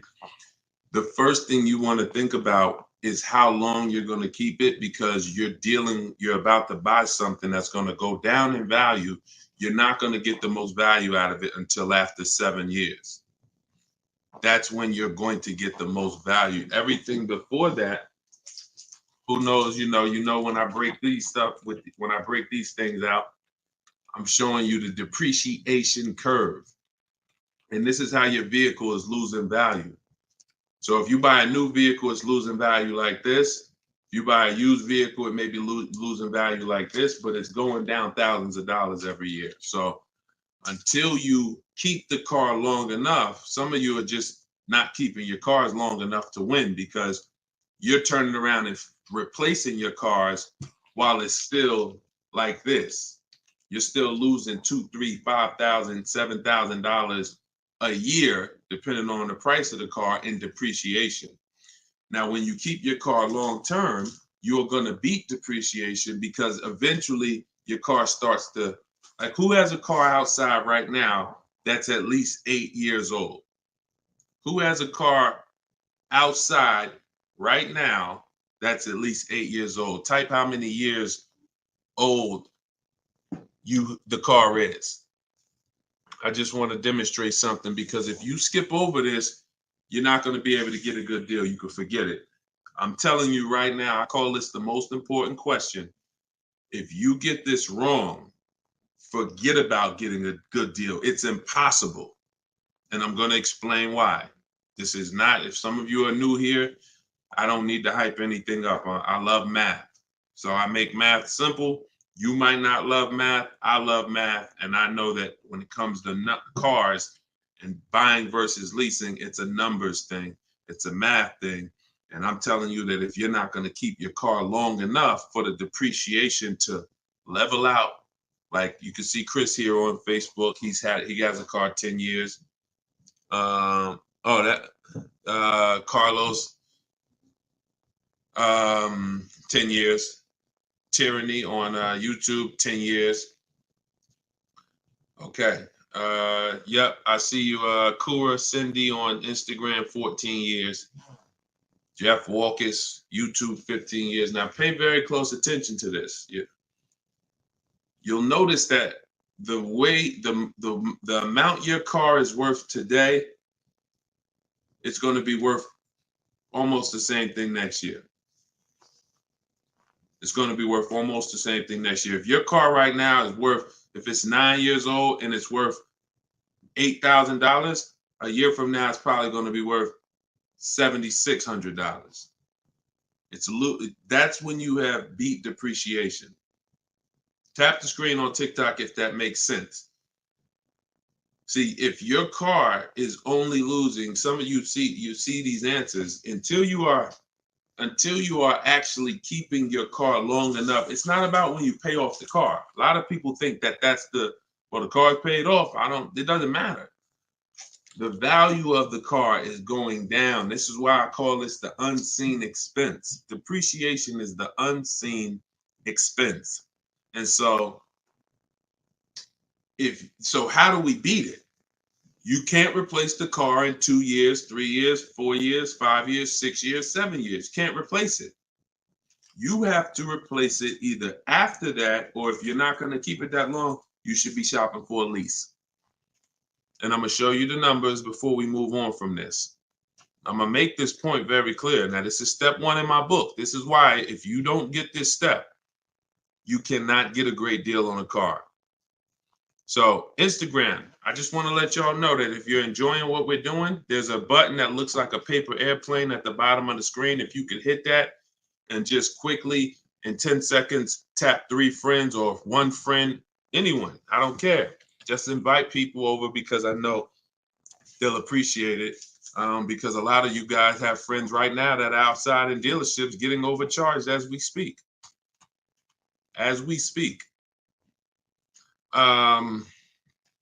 So when you look at long term, here's what you need to see. Look at this. And I'm going to show you to end this question from TikTok, and why this is what I call the most important question. It's the first question: how many years am I keeping the car? Because look at this. I'm going to use an example of this lease deal that Zafrina just got. So now Frina she shops for a 2024 Jeep Grand Cherokee. It's a $65,000 truck. She got an incredible steal on this vehicle. Her payment is $579 a month on a $65,000 truck. No money down. So she did this. She got bids. You're not negotiating for these deals. So I'm just telling you, if you guys want to get these deals, you need to use what I'm teaching you. If you want to get it step by step, it's in my book, in my TikTok bio for 75% off. You won't even leave the broadcast on TikTok. You can get your book for $24 and you'll have everything I teach step by step. And same thing on Instagram, in my Instagram bio. You can get it for 75% off for 30 minutes. So I want to show you guys this. And you know what? That lease deal is too great. I don't even want to use that. Let me use something that our average people are getting no problem. Because Zafrina's lease deal was just ridiculous. $579, $65,000 Jeep Grand Cherokee. From home, by the way. 60 minutes. Maybe she put in 90 minutes. It was her first time using this stuff. 90 minutes. So Danielle got $550 a month. First payment was all she gave them. So there was no money down. She got an Audi A3, $44,000 new vehicle. She's paying $550 a month. Now, I'm going to ask you guys a question. Danielle gets this sitting at home. And look, she said, due to circumstances, because some people like Deshone, she might have had time, a lot of time to do this. You know, I need a car in like 30 days. But she said, due to circumstances out of my control, she posted this in our Facebook group. I had to lease something quickly. Yep.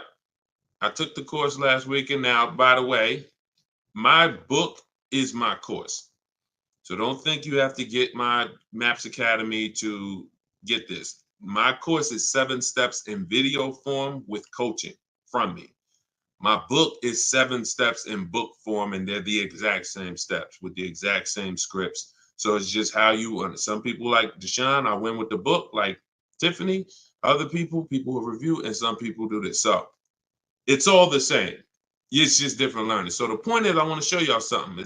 We're making a point here. So she got $550 a month, $44,000 car. How much is every $5,000 on a car loan, everybody? If you're looking, some of you have seen this in a video before. Every $5,000 that when you look at a car, you see it's $5,000, $10,000, $15,000, $20,000. How much is every $5,000 on a car loan monthly payment? Let's see if anybody's seen this. I'll give you guys another. Thank you, Nico Smooth. $100, perfect. Carlos Thomas, $100. Yes. So that is BG Meats. Yes, $100. Perfect. Perfect. Blooming Chosen One. Perfect. See, so this is why this is important for those of you who are going to purchase, not those of you who are going to lease. You need to know when you look at a car, if you see it and it says $20,000, you need to know that that is about $400 a month. $25,000 is about $500 a month, depending on the interest rate. Great interest rate, you could drop it a little lower. But average interest rate, that's what you need to be looking at. And you need to be, that assumes a 5-year loan. Because some people say, well, Deshone, if I take a 6-year loan, no, it'll be lower. But 6-year loans should be the max. See, there's different ways to budget. If I budget $500 a month and I say, well, how much car does that get me on a loan? 25 grand. Now that's for 5 years. So if I go find a car for 25 for $500 a month for 5 years, I did better than if I got a car for $500 a month for 6 years. So there's different ways to raise your budget. I have something in my book called The Perfect Budget. I created a calculator. It walks you through what I just said. See, what I just said is very important. Knowing how much you can spend if you get a 5-year loan, and then saying, all right, if necessary, I'll go with a 6-year loan and bump myself up, but I'm still below my max budget. But I'm not going $500 a month for 6 years. Can y'all tap the screen and run the likes up on TikTok? Keep running them up if y'all getting value out of what we're doing. So we're still making a very good point here, okay? I'm spending really most of this stream going deep on the first question. And I've never done this before, so we'll see if it works. If somebody said I have a new truck, new advice, any advice? So I went right into the most important question, which is leasing versus buying. How many years am I going to keep the car? And I'm now showing you why you cannot get a great deal on a car if you buy when you should have leased. So let's wrap this up. So we can see here, Danielle got $550 a month on an Audi, no money down. Now let's take the same vehicle and let's pretend she purchased it. She didn't know about leasing versus buying. She just listened to a bunch of people, bad advice, who say never lease a car.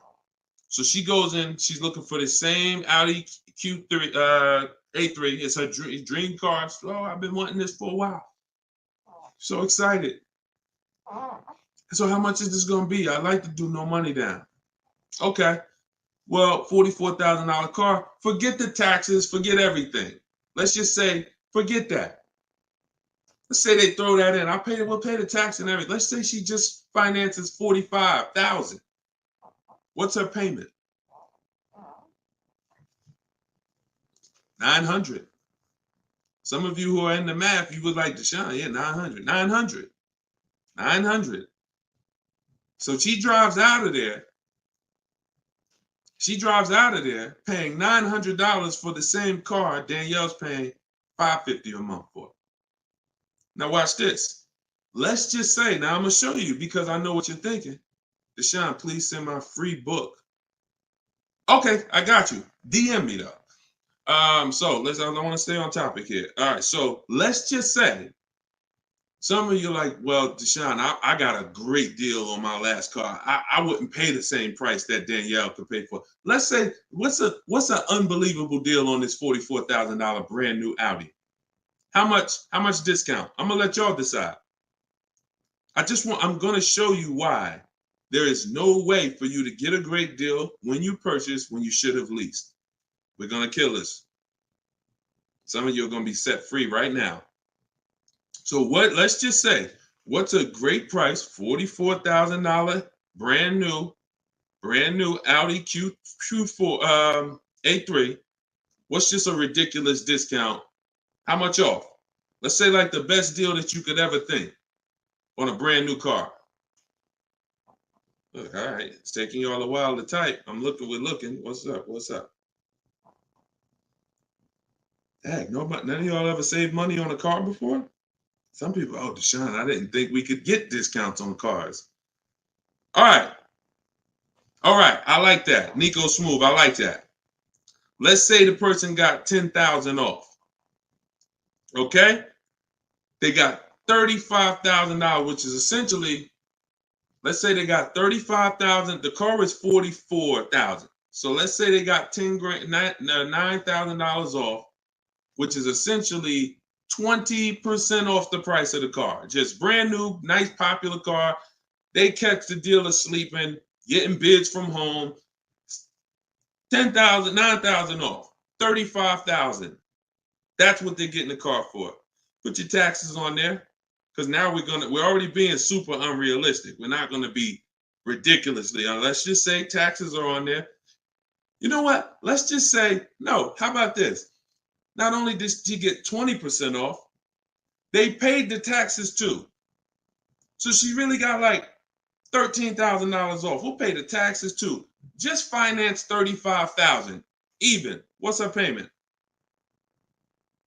The most ridiculous new car deal we could ever imagine you've ever seen, we just went over. To show you, no matter how good this is, she still is about to lose because she's purchasing and she should be leasing. Watch this. And I'm going to tell you, when the person who purchases wins, $700. Thank you, paper chasers. Lisa, $650. Those are the estimates. Where do we win at? Imagine if I just gave y'all a ridiculously unreal situation that will never ever happen, but just to illustrate, if that ever happened, 20% off the car, pay the taxes, her payment's still higher than Danielle leasing. So when does the person who buys win? When they keep the car long enough to outlive the depreciation. Very simple. 8 years. 8 years. It's no comparison. So like you're sitting there and you're like, Deshone, I bought my last car and I've been buying cars all my life. I was just taught you buy your cars, you don't lease them, but I never keep them more than 8 years. If that's you, I want you to type a sad face.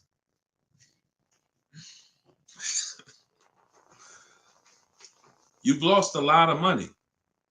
So what would you rather? Would you rather never hear about this, really go all your life listening to bad advice? And we might wrap this because we still got time. Before we even go back into more questions, we actually may go a little, because some of you are like, Deshone, well, what if you buy a new car, a used car? Because you just compared that to a new car. All right.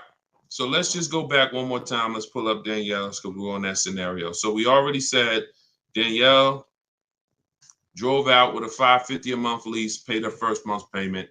Best impossible deal that'll never happen, unrealistic, made up, make-believe deal we just ran was still a higher monthly payment. So imagine with somebody who just goes in regular negotiations, maybe gets $2,000 off the list price. They're leaving paying it's people right now paying $800 a month for this car, $700 a month, easy, no money down. If they didn't put money down, some people tell you, oh, well, I'm paying I got an Audi and I'm paying only $6,000 for it. They never tell you that they put $10,000 down. They never tell you that they put $10,000 down. They forget about that because the day they give the dealer $10,000, they want to forget about it. So they're definitely not going to bring it up in the story. No money down deals. This is what you're doing most times when you're leasing. So let's go back. Let's say somebody decides they're going to get a good price on a used one. Let's just throw this scenario in here real quick to end this. Instead of a $44,000 brand new one, they find one for like $28,000. Great used car price. $44,000 new. I got one for $28,000, maybe 4 years old, low miles, $36,000. Great deal, below market deal. Get it for $28,000. $28,000. Throw my taxes and fees on there. I'm at $32,000, $31,000. What's my payment? $31,600. Look what I'm buying too, because some of you that's what you think about with a used car. But I like the monthly payments. But Danielle's driving a brand new $44,000, never been titled. She's the first person to sit in this new car smell, like real new car smell. Latest and greatest options and features, full warranty. If anything breaks on the car, she's covered for 4 years. She won't lease it. She won't have the lease for more than 3 years. She's paying $550 a month. A person who's buying this same car is paying $800 a month, $900 a month, and a person who's getting a used version of this 4 years old, 1 year left on the warranty, 3 years old, 1 year left on the warranty, and they're paying $600 a month. Everyone's paying more than her. And these are lease deals that we get all day long. Everyone's paying more than her. We can put every scenario. Only person that's not paying more than her is somebody who just drives like a 10-year-old Audi, 12-year-old Audi. They go pay cash for it, buy it from Facebook Marketplace or something like that, or people who go to the auctions and get, like a 12-year-old one. Those are the only people who could, flip cars and not lose. Everybody who's buying new cars, newer cars, is paying more than her. It's people paying $500 a month because they bought their Toyota Camry. They're paying $600. So you're paying $600. She's driving an Audi, $44,000 vehicle, no money down. You're paying $600. You're driving a Toyota Camry that you're not going to keep for more than another 2 years. Any car, replace it. Chevrolet, you could pay, Camry, Honda. You're not keeping these cars more than 8 years, and you're paying these ridiculous car payments, and you're the ones that, unfortunately, because you believe bad advice, you are not winning. You're losing. But would you rather me not tell you? God willing, you're like, man, I'm glad I'm young. I'm going to still buy more cars. Most of you are still going to buy more cars. It's good for you to find this out now rather than you never found out and you just passed it down to your family and your kids. And now They heard they don't lease. Now you got your 25-year-old. He never heard about leasing. He goes and he gets himself a $30,000 car because he got a good job. He said, all right, I could afford a $600 a month payment. He gets a $30,000 car. His payment is $600 if he put no money down, or maybe he put 10 grand down, whatever. Point is, he's paying between $400 and $600 a month for this car when he could be leasing a brand new version of that car for $350 a month. $350 a month, $600 a month. These payments are nowhere close. It's nowhere close. Depreciation is the unseen expense. So this is all step one. See what I'm saying? So when you're reading my book, you're going through leasing versions. I got a video on this, by the way. This is in my digital book. I'll link to certain videos to help you guys really understand certain concepts. But this is what we do. This is step one. Leasing versus buying is step one, because I know who was taught, be honest, never lease a car. Type me if you were taught never lease a car. You don't need a down payment, Lisa, and you don't need excellent credit. You need good credit. No down payments. I can show you right now, Lisa, on the screen. You can't see it because we rebroadcast these shows on TikTok, but you'll see it on Facebook, YouTube, or Instagram because they can see the slides that I'm sharing. Like every deal that I'm gonna show, like Kimberly. Look, she got a $91,000 Maserati, $944 a month, 39-month lease. $944 a month, $91,000 Maserati. She got bids. Use what I'm teaching you in my book. She got bids. 7 competitive quotes ranging from 1% to 1.8%. That's a crazy, but she saved 20 grand on a brand new Maserati. No money down lease. Bonita, this was in the middle of the pandemic. When people were, the Kia Telluride was one of, if not the most popular SUV all through the pandemic. People were paying $800 a month, $900 a month, $1,000 a month for these Kia Tellurides. She leased one in December 2022, and she got it for $600 a month, and she gave them $600. That's all she gave them. So, ask questions. It's better to ask questions about things that you may not understand versus making statements. Because when you make statements, sometimes it can mean you're not in a full posture of learning. But I do get that you're dropping. Many of you are this is a game changer for you. This is a game changer. This is a money changer for you. I mean, my goodness, my brother who I met recently over the last year, he's a neighbor of mine, and he's become a close friend. And he had a Kia Telluride, black one, just like her. Totaled it. His wife was in an accident maybe about a month ago and totaled it. And he called me and he said he had saw the 8-year rule, and he said, I'm not keeping these cars 8 years. I'm going to lease this one.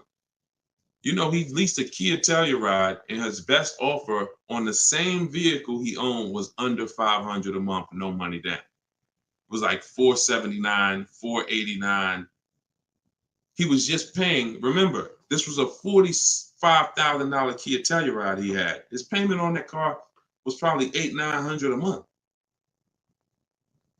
So that's his wife totaling that car ended up being a blessing. Got him out of that car. He got the lease. He got the same car, brand new one, and he's paying $300 a month less because he has correct deal structure now. This is so important. That's why I call this the most important question in my book. And this is step one in my process, is you ask yourself the most important question. So I'm gonna put the banner back up for you guys on Facebook and YouTube. You can actually go to deshonsbook.com. Dolan pinned a comment in the Instagram section, in the Instagram comments. Also in the Facebook and YouTube comments, we've pinned Deshon's book. You can get your copy for 75% off. It's a digital book, so it goes to your email. Make sure you check your spam and your junk folder, but it goes there. You can get it in 3-4 minutes, and you won't pay the normal $97 if you get there before the 30-minute timer goes down. Once the time expires, the price is $97, which is the normal price, and it's worth more than that. It's worth thousands. I wouldn't price it at $97 if it wasn't worth thousands and thousands of dollars.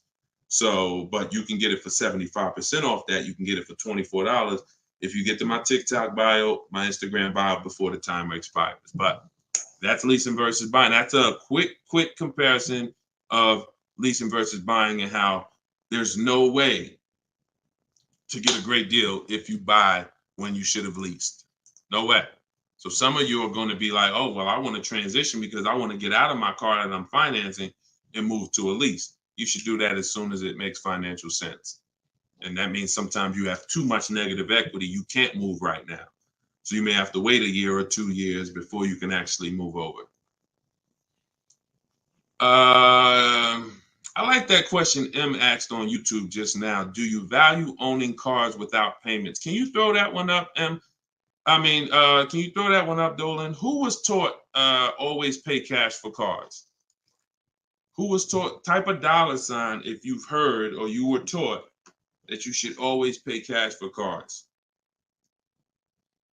Now, I'm going to tell you, in a market like now, it's great to, all right, I see RJ Velez. Now, there's value in paying cash, and I'm going to tell you where it is, and you got to just, there's no one size fits all.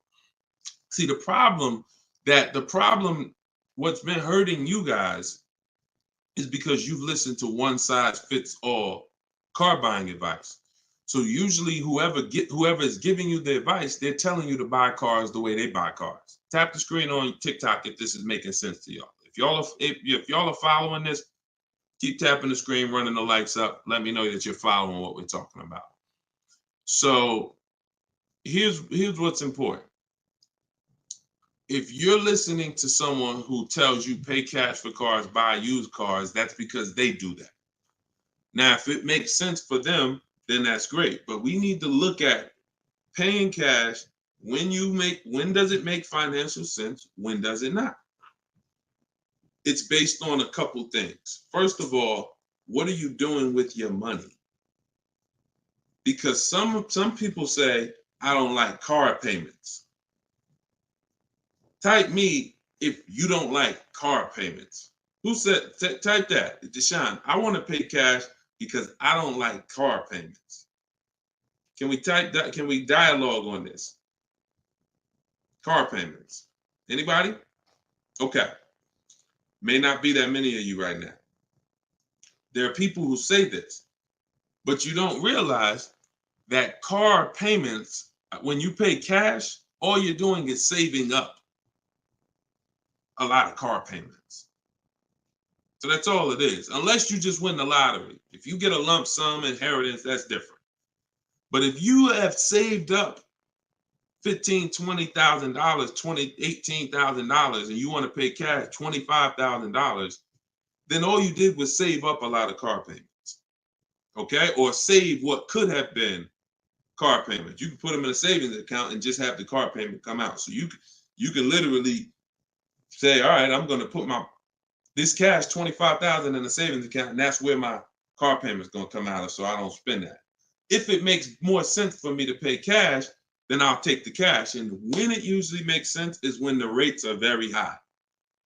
If you can't get a rate that makes really, really, good financial sense, and I mean like we get bids for our rates. We make banks bid, we make credit unions bid, we get multiple offers in what I call the bank bidding war. You get this when you get my book too. This is actually a section I wrote. It's like, maybe it's 3 steps to it of how to get the bank bidding war. But once you get those bids, if you can't get a good rate, then it really doesn't make sense for you to pay cash. I mean, it doesn't make sense for you to borrow the money when you can pay cash for it. But there's an exception to this. What people are doing with their money is relative. So let's just say somebody is investing their money and they can get 10% on their money or 12%. Some of you are in real estate. Some of you are in good investments and businesses, investing into small, things that you can get 15, 20% returns on your money. It doesn't make financial sense. If you could get that type of return on your money, why would you want to put it into a car that's going to get you not just a low return? What's the return on a car, y'all? When you pay cash, you pay $25,000 into a car. What is the return on that? on the cash. What's the cash on cash return? Because I don't want to talk about this much because everyone's not paying cash. It's a small number of you who will, but I want you to be able to know when this is a financial conversation that if you're paying cash, you should understand this. If you got $20,000, $30,000, $40,000 saved up, you're thinking about paying cash for a car, this should be an easy conversation for you to follow. Okay. All right. Actually, everybody said the return is 0. I haven't seen anyone who's correct yet because it's not. The return would be 0 if you put the 25 in and then 5 years later you came back and got your 25 out. That's a 0 return. If you put 25 into an asset and then you come back in 5 years and you used to give me my 25 and they say, well, it's 5 years later, this asset is now only worth 12. What's the return on that? What's up, Big Spoon? What's the return? Not 0. It's negative. It's negative. So you wouldn't take money out of investments that are getting you 10%, 12% or more to put into something where that cash is going to be a negative return on your cash. So that's one thing to consider based on who you are. Another thing is to consider if your money's not invested, you're not doing anything with your money, then just keep the debt down. Keep the debt down. Another thing we do is we see if there's any special rates on the car we're buying, because and when rates are high, traditionally, you're not getting a low rate from a bank or credit union. Rates are 6, 7, 8% on average. You're not going to see 3%. But sometimes you'll see 3% as a special rate. That's car specific.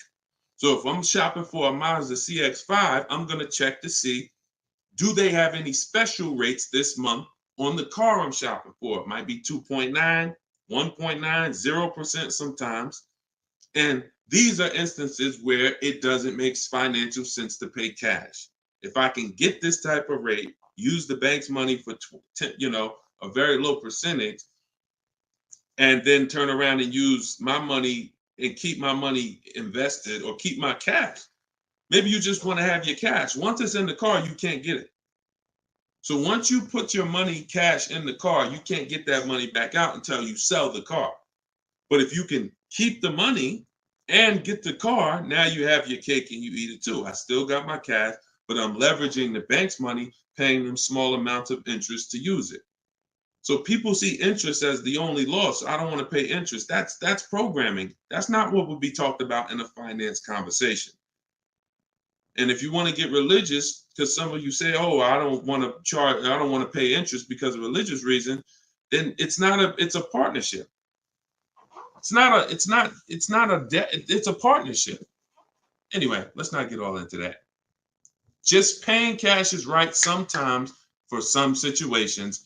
Paying cash is not right sometimes for other situations. The key is, which situation are you in? That's the key. Knowing how to ask yourself the right questions. Which situation am I in? I'm getting good returns. Stock market been returning me X percent late. Hey, this many years, this has been my return. I think I'm going to keep my money invested and I'm going to use the bank's money. That's right for that person. All right. So that's a great question. I don't know how we went deep on that, but we're going deep in this stream. I normally do rapid fire Q&A. We're going deep on some subjects. And again, this is all in my book. Everything that I'm teaching is in my book. Every part of my strategy, it's a 7-step process. First step is most important question. Second step is deal structure. The equity assessment for those of you who are replacing a car or a lease, assessing the equity in the asset to see how much money we can pull out, if any, to either put in our bank account or use in our next transaction. Third step is deal structure. Fourth step is shopping, not buying. It's actually called shopping, not buying, where we enjoy shopping, we enjoy test driving, we enjoy the process. We're about to spend $30,000, $40,000, $50,000, $100,000. We actually enjoy shopping for the item. There's no pressure because we're never talking numbers in the dealership, ever. That's our rule. Step 5 is multiple offers. So once we've selected what we're going to be getting, it's time to get multiple offers on it. If we're getting a used version, it's time to see multiple options of it. And if in step 5 in my process, used car shopping is online marketplaces. You're using online marketplaces, cars.com, carfax.com, autotrader.com, cargurus.com, Carfax, CarMax, Driveway, and Carvana. 8 marketplaces, eBay Motors. See, some of you are missing great deals because you're only looking at 2 of the marketplaces. That's like you're not going to see below market deals until you can see the whole market. So when we're shopping for used cars, that's what we do. When we're shopping for new cars, we use my 25 to 5, where your goal is to get 5 offers. If you are shopping for a new car or a lease, your goal must be to get 5 offers, because until you get at least 5, you are not going to get a below market deal. Because we have thousands of people who have come before you who have used this, and they report to me, they report their deals to me. So when I can tell you the deals we see, we have to get at least 5 offers, because 4 are overpriced. Some people get 6, 7 offers. You saw Charles earlier on his Palisade. I think he said he got 10 offers. But once you learn how to get them from home, either you could do it your way, you want to call and get them, you want to call, ask for managers to get them. I don't care what you do. If you're using my process, we don't do any talking. So when you're using my book, we're not talking. Because when you talk, who knows, when you talk, you can say the wrong thing. When you type, and then you're typing what I wrote for you. Because in my book, you're using what I wrote for you to talk to the dealers by email. So I can't even say talk to the dealers, to communicate by email, because we know everything they're going to say. So then the step 6 is paperwork and protection. Once you get your lowest offer, you find the best option. It's time for the paperwork. And then step 7 is delivery. That's it. So everything that I teach is out of one of those 7 steps. And, part of why you have not gotten the deals that you see me sharing is because you don't have any process. You're just winging it. You're just hoping things go well for you. And that's just not a place of empowerment. That's just not a place of empowerment. Strategy is here. So, so we went deep on some of what's in that book and what you'll learn if you get it in the comment section, or you can get it in my TikTok or Instagram bio. If you're watching us on TV, you can also scan that QR code with your phone. And as long as you get there before, but now you're seeing why the book's worth $97. I see why you priced it at $97, Deshone. You know what I'm saying? That makes sense. You breaking this down and telling us what's in the book, and it's a digital book with links to videos and scripts and things you copy and paste. Oh, I see why this is a $97 book that you can get for 75% off. $24 before the timer runs out. Go ahead, Dolan. Yeah, this has been good so far, though. I do like this. Are you enjoying this dynamic? If you are, type something. The word something. Let me know you're enjoying this. All right, this is from TikTok. I'm told lease deals are new each month. Yep, they usually are. Why shop if brand has same financing deal? There's no same financing deal. So lease deals change every month. I'm going to make sure I'm trying to understand your question right. I'm told lease deals are new each month. Lease deals usually change every month. Sometimes they'll run the same one for 2 months, but usually something changes about the lease deal either every month or every 2 months. Why shop if the brand has the same financing deal? Well, we're shopping for offers. So shopping is to get offers. The financing versus leasing is the first question you should be asking yourself, though. Because as we spent a long period of time talking about earlier in the stream, one offer is not, you can't get a great deal if you buy when you should have leased. So if you didn't see that, definitely watch the replay on YouTube or Facebook. But the financing and lease deals are extremely different, and they're going to be entirely different prices. And we can't even depend. We don't even. Another thing you're doing, if you're buying a car, looking at the special finance deals is important, because that's how we see if they have 0% or 2% or 3%. But looking at the lease deals is absolutely pointless. Looking at the lease offer is, I don't even call it a deal. It shouldn't be called a deal. Anything that 100 people can come in and get is not a deal. You're not going to offer a deal to 100 people and say, hey, come on in and we make almost no money. See, what Charles paid, look, on his Palisade, $48,000 Palisade, he's paying $597 a month. Sean getting he got his F-150 Lightning XLT, $73,000 truck.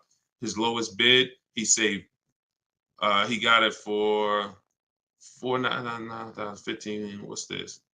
$21,000 off is what he got. We're showing it on the screen right now in case you think we're capping. We don't need to. This is, look, Frina, y'all saw Frina, 579. This is Tiffany, who wrote us in when she got her deal using my book.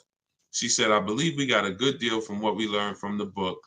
Look, it was a $44,000 MSRP that she got $6,530 off the price. That was her lowest bid. So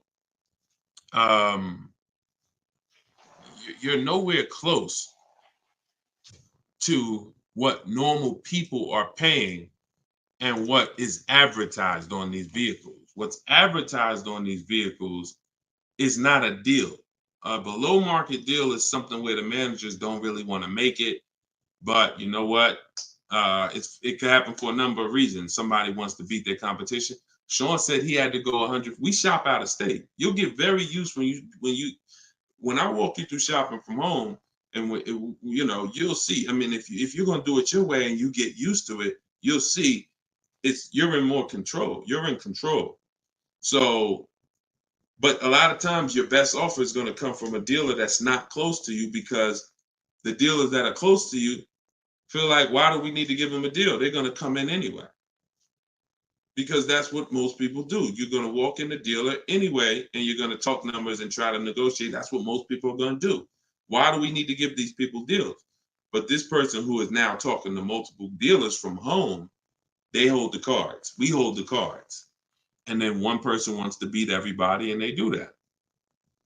But you gotta, I'm going to say this, and then Dolan, throw the next question up. If everyone could get below market deals, then they wouldn't be below market deals. They would be normal deals. It would be the average price. Y'all, is that clear? Is that clear? If everyone could get below market deals, if it didn't take strategy to get below market deals, then they would just be regular deals. All right, this is Rhino from YouTube. What is a good range of credit score to go for a lease? Great question. Anytime you guys hear a question you like, just start tapping the screen, please. Appreciate y'all continuing to run the likes up on TikTok. What is a good range of credit score for a lease? So what I teach is the parameters. It's more about profile versus just score. The score is one step of your profile. It's one portion of your profile, score. But you also have income. You have something I call comparable credit. I don't call it that. The bureaus call comp credit, which is you've had a car loan before. So you could have a lower than fair credit. You want to be in at least fair. If you're in the fives, I wouldn't go a lease route. I would go a different route, which I have in my book. You get a smart car, set yourself up for a lease. Not the smart car that y'all thinking of, those little ones. It stands for saving money at the right time. We get the smallest car we could get a loan on, pay the payments for 2 years, then we flip into a lease. Because again, payment history weighs very big. So, but if you're in the 620, 630, but you got on-time car payments for the last 3 years, 2 years, 5 years, you might have, high balances with your credit cards, but your car payment has been paid on time, but your credit score is low because you're using a lot of your available credit.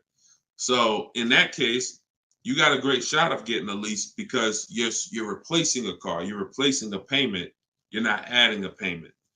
But usually, 650, 660 and up. 660 and up is usually the best to stay out of that manipulation zone. But again, if you have a lower score than that, but you have good income, good, you've been at your address a long time, these are things that weigh in the profile. You've been on your job a long time, versus, hey, you might have a 700 score, but you only been on your job for 6 months. That could affect you. So it's not just score, it's profile. But most leases are easier to qualify for than you guys would believe.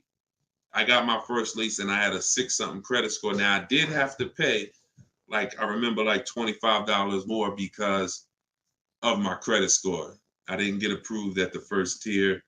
I went up $25 or something like that. But I was still paying $256 a month for a brand new Pontiac G6. It's a $20,000 car.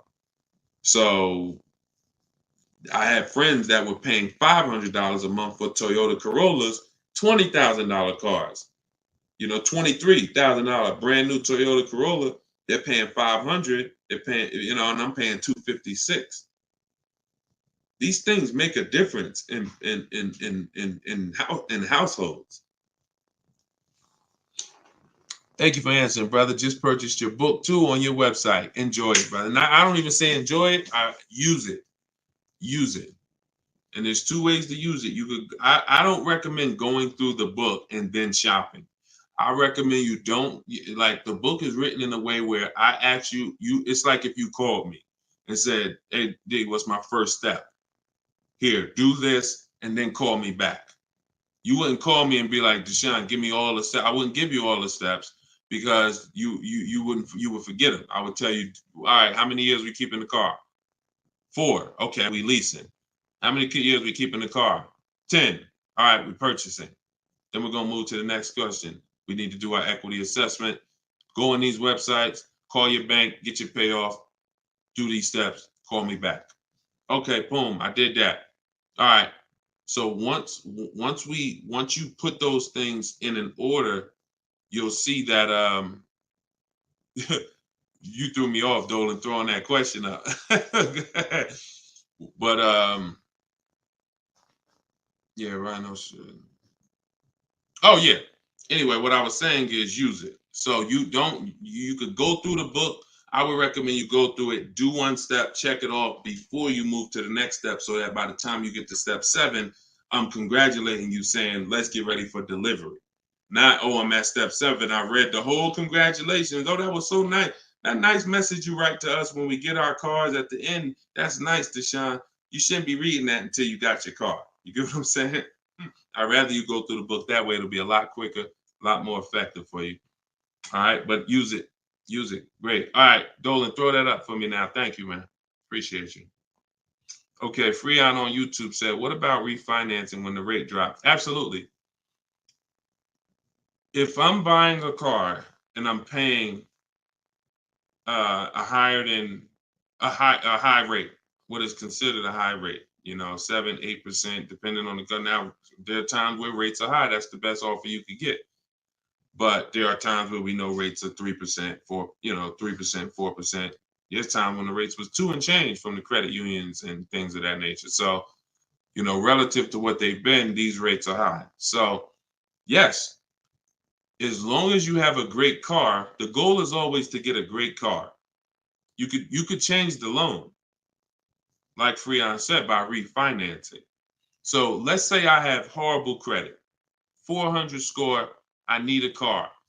I'm going to make sure the car I get is absolutely a great car.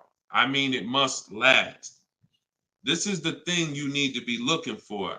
I need to make sure I'm getting a car that's going to last, because I could always fix the loan. But if you fix the loan, refinance, but you got a bad car. You got a car with 100,000 miles on it, and now you're saying you're going to keep it 8 years. You're not keeping that car 8 years in a lot of cases. It has too many miles on it. So you should be shopping for a car saying, okay, I'm planning on keeping this 18 years. I want to get myself something with 60,000 miles. Now that might mean you can't get the big SUV. But if you get the big SUV and then the car breaks down in 4 years, it defeats the purpose anyway. So you could always fix the loan. Don't get a bad car. Very, very important. Or that really destroys a lot of these long-term plans that you need to have. Okay? But yes, everyone will be refinancing when the rates drop. That's for sure. Go ahead, Dolan. Next one, please. Great questions. Great questions. Yes, these are some great questions. From TikTok, I have a car with a lease ending in a couple months. Buyout is 35, but Kelly's Blue Book is 44. Should I buy out the car with the option to sell after? We don't usually buy leases, in fact, ever. Why are we so big on buying our leases? Who told us that was a good idea? Who told us going from buying? Think about this. 3 years ago, I drove off the lot with a very nice brand new car that I was paying, hopefully, a decent payment on. Why am I going to stop doing that to now buy a used car? What's the benefit to us buying these leases out? Maybe I don't see it, because what I explain is it's a horrible idea. It's a horrible idea. One exception, if you're keeping the lease 8 more years after you buy it, then it's fine, because it's just like you bought a used car. So you really kept the car how many years if you leased it for 3 years and you're keeping it another 8? See what I'm saying? 11 years. So you're going to win. It's still a bad idea, but you'll win somewhat if you keep the whole car 11 years, because I'm going to tell you why. Once you get the used car, you reset everything. You got that's a whole separate transaction. If you lease a car, your payment on that lease is going to be, let's just say your payment on the lease is $450 a month. What you're going to find in most cases, if you buy the lease out, to get a $450 a month payment, you got to take a 6-year loan. To get a $450 a month payment, you got to take a 6-year loan.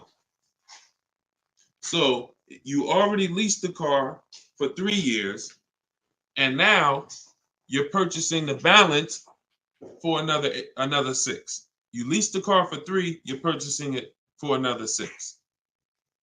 That's 9 years.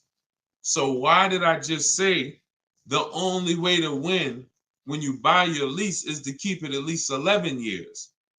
Because how many years of payments are most people going to have? 9. 9. 9. Can we let that sink in? A person who buys their lease, like most people are going to buy them with 6-year loans, you're paying for 9 years on the same car. 9. Even if you get a 5-year loan, 8 years on the same car. So it'd be a shame to go pay 8 years on the same car and then turn around and do that all over again. So you want to keep it long enough to at least, hey, I had 2 years of no payments though. I had that car 11 years. I only had 2 years of no payments on it. That's a pretty bad way to live. You're paying on 9 years old, 8 years old, you're still paying on the same car. 7 years old, still paying on the same car. This is why buying your lease is a horrible idea in most cases. From the start, you should either be leasing or you should be buying a used car. It's one or the other. and you're buying a used car that if you plan to keep it 8 or more years, you're leasing if you're not planning to keep the car 8 years. That's it. Not many cases where these make sense. Go ahead, Dolan. It's a great question though. And I'm hoping we can help a lot of people stop doing that. And eventually maybe 10 years from now, 15 years from now, people won't be asking these questions, but it's a very, very common question. Go ahead, Dolan. Shoot the next one up, brother. Nico Smooth on YouTube. What's up, my man? Deshone, if I wanted to counter offer lower than what the calculator generated, would that be realistic? Getting 1.4% would like to get around 1. If your lowest offer is 1.4, then that's the lease program. If your offers are 1.4, your offers should not be the same. That means you don't have enough offers. If all the offers are in one spot, 1.4, that means you're not getting enough. Once you get 5, 7, you'll see they should be at least $150 to $200 a month difference. That's how it should be. 400 to 600 a month. 600 to 800, 600 to 750. That's how it should be. Now, if you once your lowest offer is 1.4, but you have 1.6, 1.7, higher offers than that, then 1.4 is the best. And that's the lease program. There's nothing you can do about the lease program. All you're doing is finding the dealer that's going to agree to discount the car the largest amount. The lease program is then going to dictate what the payment's going to be. But yeah, you're on the right track. Go to a Plan B vehicle. It's surprising how different every single vehicle has a different lease program. In regards to what and just to really hammer this home, Zafrina, who we showed first at the beginning of the stream, she had a $579 a month lease on a $65,000 truck. She was shopping for a Jeep Grand Cherokee Limited because that's what they had and they were replacing the lease. So she gets a 1.1 and change. It was like under 1.2, like 1.19 or something like that. That was her best offer on a Jeep Grand Cherokee Limited. That's a great lease. That's a great deal. 600. That's a great lease deal. Probably a $450 payment on a $40,000. Great lease deal.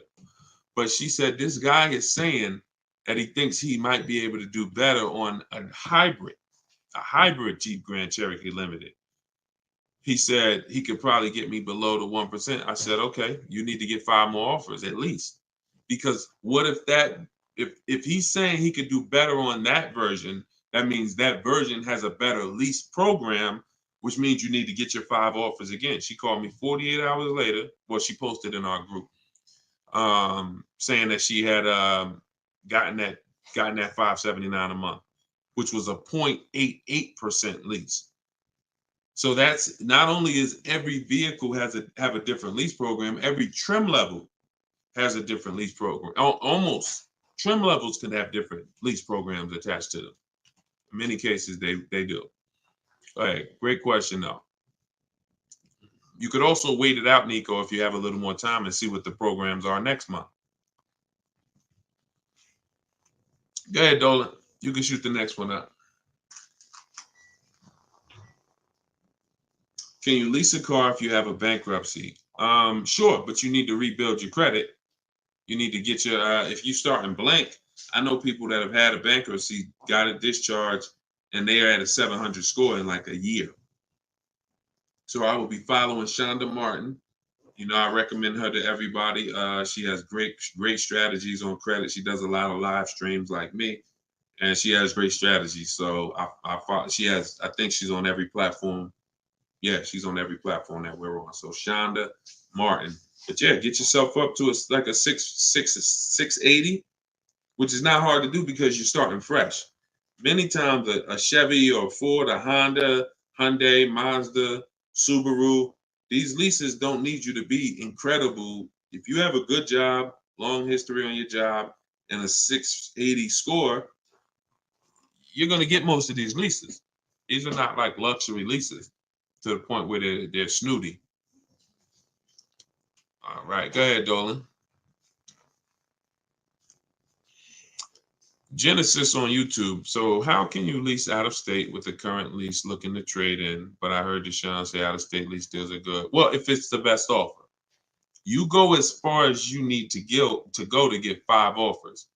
In my book, we use my 25 to 5 strategy, where you're connecting with 25 dealers online in 20 minutes. We go to their websites using the contact tab, and then you have a template of mine that you copy and paste. If you're going to do it your way, you're just writing in, all the details of what you want, when your deadline is, what options you're looking for, what you're over. This is all stuff I walk you through in the book.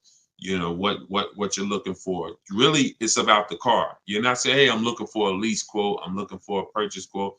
We need to find out who even has a car before we start talking about money. But then the goal is that you got to get at least 5 offers. You got to get at least, and you have to do the equity assessment to see if there's any equity in your current lease. You don't want to return that, and you don't even know if there's any equity in that lease. And the only way you know that is the offers you get are higher than the payoff. It's very simple. Equity is offers, cash offers from CarMax, Driveway, Kelly's Blue Book, instant cash offer, not Blue Book, the website, instant cash offer, Kelly's Blue Book, Auto Nation, sell my car, Car Guru, sell my car. You have to get these offers, and if those offers are higher than your payoff, then you have equity when you sell the car to these people. If you have a third-party restriction, you can't sell the car directly to them. You got to sell to a local dealership. You got to get bids from a local dealership. I teach you how to do that. For those of you who have third-party restrictions, we talk to used car managers to sell our leases. So I've been doing this since 2006. Like, if I wasn't called to build these companies, then I would be. If I wasn't called to build these companies, there's no doubt I would be selling cars, making $200,000, $300,000, $400,000 a year. There's no doubt about it. But that's not the path God had for me. So what I'm telling you is based on me understanding 99.9% of the car buying of the industry inside and out, and giving you the way to actually stay in control, call the shots, have the business come to you, have the banks come to you, have the cash offers come to you, and then you're just simply picking the best ones as they come to you. So this is all in my book, Cars from Home, 7 Steps to Saving Time, Money, and Avoiding Dealerships. It's a digital book. You can get your copy for 75% off in my TikTok bio, in my Instagram bio, or we have a comment pin. Dolan, can you post the comment for everybody again on Facebook and YouTube? Just copy and paste that comment for everybody. And also we'll put a banner up on the screen for those of you who are watching us on television. You can scan this banner with your phone, and it'll take you to the 75% off page. So you'll only pay $24. You won't pay the normal price of $97. But that offers for 30 minutes. Once the timer does expire, $97 is your price to get it, which is still a great price. I'm sure everybody who spent time with us today can see why $97 is going to save you probably tens of thousands of dollars, depending on how many cars you get. Sean saved 20 grand on his first car. So for those of you who want to attend my free masterclass, Everything You're Doing Wrong, Buying, Selling, and Leasing Cars, you can attend that in my bio. We'll also put another comment for those of you who want to attend that. That's about an hour-long class, and I'm teaching very specific. You'll need a notepad for that. That's not just Q&A, although we do Q&A after. So you guys can go watch that, and so we'll put, and that's also in my Instagram and my TikTok bio. So the information's available, y'all. That's the whole point. There's no excuse. Everything that we talked about today is really financial awareness, financial literacy that you have not learned. You haven't heard of it before, but this has been around. We've been doing this for 3 years. Over 2,000 people have come before you. We have over 6,000 people that have this book now. So this ship has sailed. This car buying from home, you're late to the show now. And you can't afford to go buy another car the old way and think you're getting a good deal. You can't afford to do that. I mean, money is very hard to come by for some people, and you need to, I don't care who you are, you should take it seriously. So this is why we're here. And so you can get it from my free videos, from these Q&As, in my book, in my masterclass. I don't care how you get it. You want to join me in Maps Academy and have me coach you through your car buying. I don't care how you get it. Just make sure you get it. Get in where you fit it. All right. So that was episode 17. All right. We'll see you on episode 18. God bless y'all.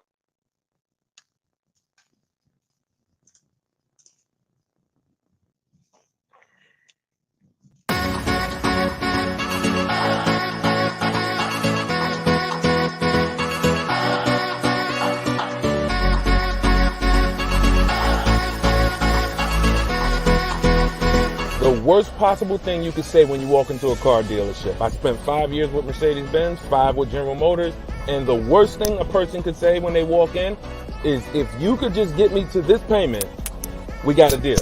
So your loan's probably still like 19, which means you got to pay to get out. You're upside down. It's called negative equity.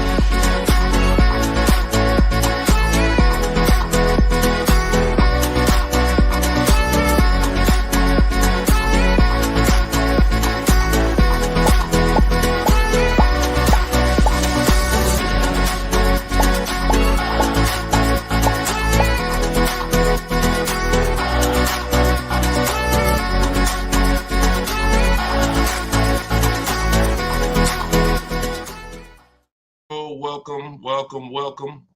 This is episode 17 of Car Shopping Questions and Answers. I am your host, Deshone the Auto Advisor, and we do these live shows throughout the day, throughout the week, to make sure that you have access to cutting edge car shopping strategy, which is the science of making dealers and banks bid for your business instead of negotiating the old-fashioned way. So that is what we do here. Frankie boy, good to see you, Frankie boy, on TikTok. Kev, I see you on TikTok. We are live on all 4 platforms: TikTok, Instagram, YouTube, and Facebook. We have Dolan in the background. He's going to be pulling in your questions for the show. So as you're here, you can start typing your questions. Let's get the housekeeping out of the way as well. Could everybody who shares great information hit the share button? Also, I'm the author of the new digital book, Cars from Home. It's called Car Shop. It's a 7-step system that we use to car shop, and we get bids from home.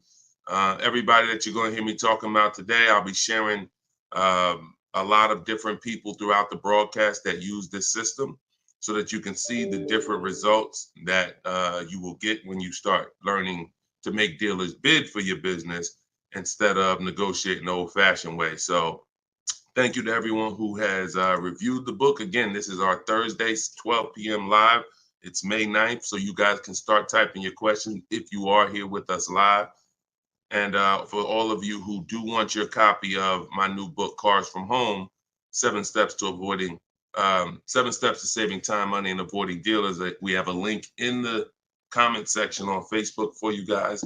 We also have a link inside my TikTok bio, inside my Instagram bio, that you guys can use to get your 75% off your copy. So you won't pay the $97 price.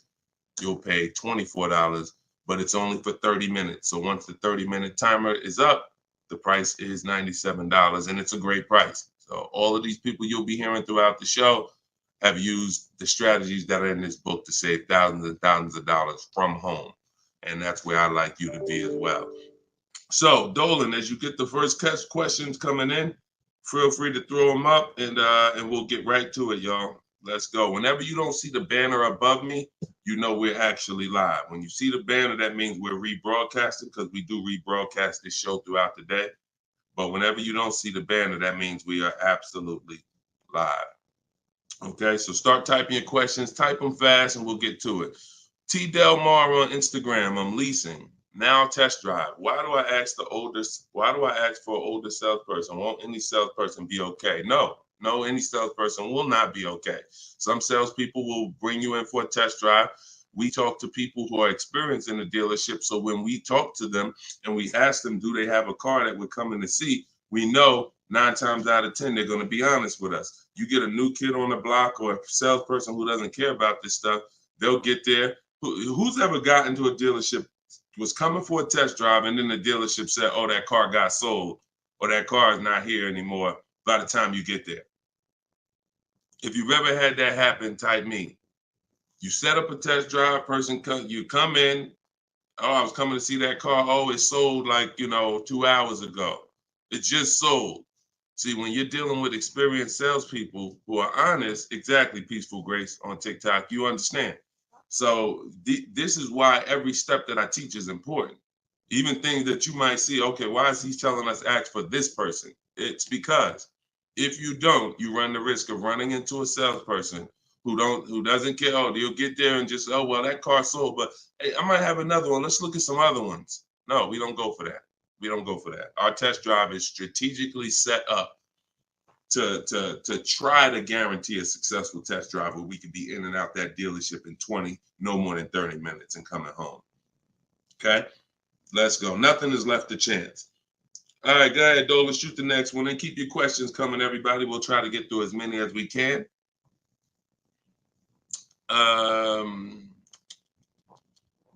I see you got all right, we got one that just came in on TikTok. We'll give everybody a chance to come on in and start typing your questions. Try to type them all in one question, kind of one long question versus, continuations and continuations. Shaderick Will on TikTok. How do I get out of a finance contract without it being on my credit as a repo? How do I get out of a finance contract without it being on my credit as a repo? Well, let's talk about how not to do it. If they take the car back because you didn't pay them, that's a repo. So if they take the car back because you didn't pay them, that's a repo. So if you do that, that's a repo. So let's talk about how not to do that. You could sell the car. The only way to get out of a car without it being a repo is to sell the car. So you need to find out what your equity position is in the car. You need to call the bank, ask them how much you owe. That's called a payoff. Get your payoff amount, how much you owe, and then you're going to get offers. You're going to do what we call an equity assessment, where you go into the 6 online car buyers and you get you get these bids. CarMax, Driveway, Carvana, Kelly's Blue Book Instant Cash Offer, AutoNation Cash Offer, and Car Guru's Sell My Car Cash Offer. Those are 6 different cash offers that you're going to get, and whichever one's the highest, that's the one you would take. What's up, Dave DFW? I see you. What's up, Yono? That's how you get out of the car. The only way you're going to get out of a car you want to replace people is to sell your way out of it. Because we don't trade. In most cases, we do not trade because you don't get all the money. When do you get all the money trading anything? You know what I'm saying? Who can tell me an item that when you trade it, you get the most money possible for it? I'll wait. Anybody? What's up, Bobby I Modern? What's up, Bell? See what I'm saying? So we understand. You're not going to get all the money of anything trading it. You sell it. That's the way. And most times you guys are taking $2,000 to $3,000 to $4,000 less for your vehicles, trading them. You're losing. See, again, you can't take the price, the monthly payment seriously, but not take the price of the car you're buying seriously. Not take the shopping for your interest rate seriously. Not take the selling of your old car seriously. Because you may be more focused on saving $1,000 off the price of the car you're buying, but you're not putting that same energy into how you shop for your loan. You're giving the bank $2,000 or $3,000 more because you're paying higher interest. Or you're not doing this bidding process. You're trading in your cars and you're paying $1,000, you're getting $1,000 to probably $4,000 less than what you would get selling these cars to online car buyers. So that's how you get out of a car. Only way you can do it is to sell your way out of it. And if you have negative equity, to pay the difference so that you can get out of the car. But if you just let them come take the car, you can finagle anything you want to try to not have it be a repo. It's a repo. It's a repo. And so the time 3 years ago, everyone could have sold their car and really got out of them because the prices of cars were so high. What's up, Alan Denson? Thank you so much. Appreciate you. Yeah, so that's it. Go ahead, Dolan, shoot the next one in. This is our Thursday live show. My man, Alan Dawson, appreciate. Oh, Alan Denton. Yep, appreciate you, man. Thanks for supporting the broadcast. This one's Optimal Living from TikTok. This is our Thursday, May 9th live show at noon. So whenever you guys don't see the banner above me, that means we're live. You can send your questions in, and we'll try to get them into the show. Grand Rising, I want to buy a used approximately $10,000 or less. Approximately $10,000, less than 100,000 miles, 1 or 2 owners, like a Honda, Hyundai, Volkswagen, good gas mileage, easy to repair. Any suggestions? Well, you have a lot of filters there. If you were buying under 10 grand, I would be looking at Facebook Marketplace. I would be looking at Facebook Marketplace because our used car strategy is to look at all the marketplaces where cars are.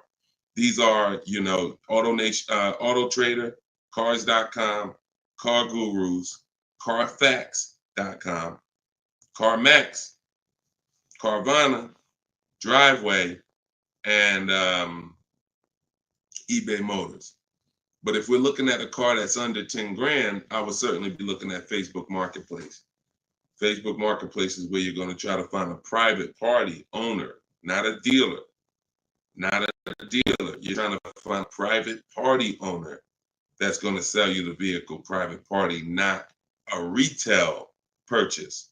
A retail purchase is at a dealership that has done reconditioning on the vehicle to prepare it for the market. And so you're paying for that. You're paying probably 10% more for a retail purchase because it goes through the retail process. But if I'm spending under 10 grand, I'm looking at Facebook Marketplace to get a private party sale where I could save probably another 10%, maybe a little more below the retail price. But that's really depends, price specific. Same thing with selling cars.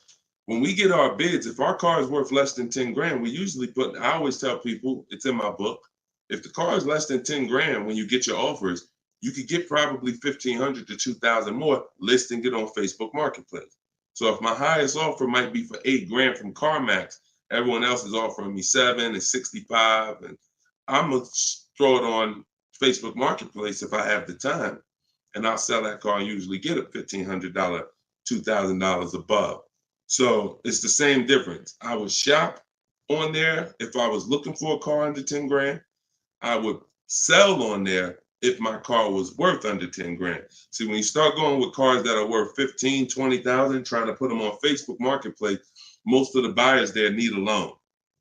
Most of the buyers on Facebook Marketplace need a loan. So when you get there, they're not going to be, most people don't have 20 grand to bring a private party. That's just most people. So the buying pool is very small for 15 to 20 grand, 30 grand private party. But the buying pool is very big for under 10 grand private party. So you always want to go to where the buyers are, where the best opportunities are.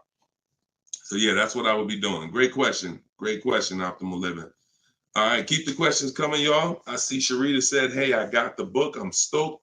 This is great info. Thank you so much, Sharita. Enjoy it, use it. The things that are in my 7-step book, y'all, is everything you're learning right now. So everything that I'm teaching you is out of one of my 7 steps in my car shopping process. My book is called Cars from Home. So it's all designed to teach you the science, walk you through the science step by step of doing 90% of your car purchase from home 90% of your savings are done at home, not in a dealership. The only thing we're doing in a dealership is test driving, is having our car appraised if we have a third-party restriction by a used car manager, and picking up our car if they don't deliver. Those are the only three things we are doing inside a dealership. All the negotiating, the price saving, the shopping the market, the research, the working with the bank, that's all done at home. And some people, some of you are going to do 100% of your purchase from home. If it's a new car or a lease, some of you could do 100% of it, because if the dealer delivers, literally you never went into the dealership except for the test drive, and then we get our bids and we make the we accept the best offer. This is somebody who just got a bid. You can see the dates not too long ago. Look, I contacted 25 dealers. Some of you know my system is used to, we connect with 25 dealers, with our goal being to get 5 offers.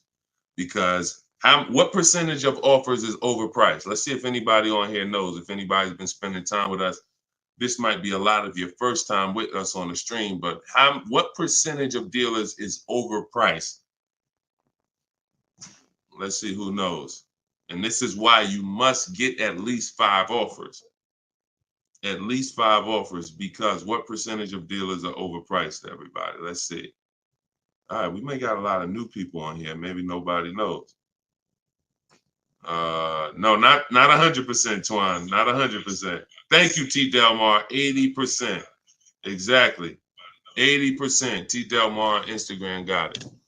80% of dealers are overpriced. Now, this is not my opinion. I'm telling you guys. I've been working with people all around this country. I opened up my car buying school, Maps Academy, 2021.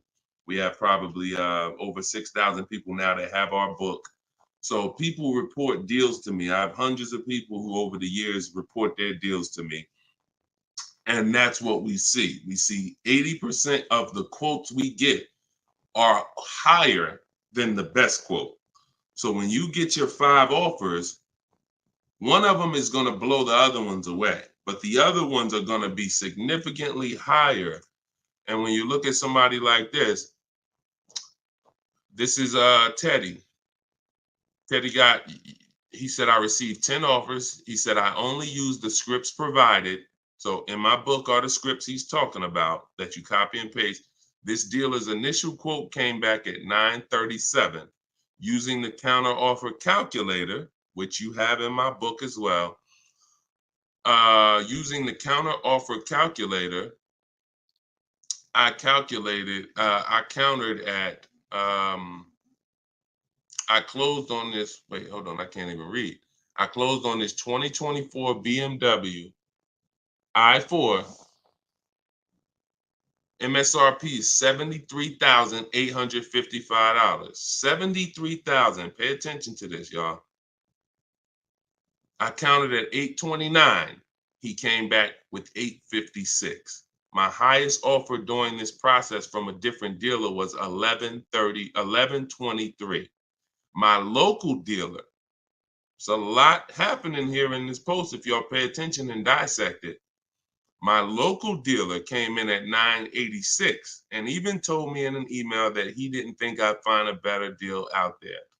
I didn't speak to one salesman on the phone until after the credit was ran and the deal was secured. I even got them to cover my last 2 lease payments. This is how you get, see, if I was to ask Teddy right now, Teddy, bet me $1,000 that there's not a better deal out there. He'd most likely take the bet because he connected with 25 dealers. He got 10 offers. He used it. You can never accept a deal without countering, because we don't know what the bottom is until they say no to the counter, or until they say, no, I can't do that, but I could do this. Now we know they're at the bottom. So all of this stuff can't happen. You're not going to have price assurance, which means you guarantee you paid the lowest price, and you're not going to be able to get these numbers until you sit at home and start getting the offers at home. It is impossible to get these types of numbers, this type of confidence, this type of assurance walking into one dealer. Even if you got a good price, there's no way you even know it's a good price until you have enough offers to know this one right here is the best offer. He might have thought his local dealer was making him the best offer at 890. What he says, local dealer came back 986, because remember he has other offers that are 1100. But if he accepts that offer, he's never pulling away in this BMW for $856 a month, a $73,000 vehicle. Now, again, I'm gonna ask y'all before we pull up the next question, and we are live right now. It's Thursday, it's May 9th, and this is our 12 p.m. show. Once again, I'm gonna ask y'all a question.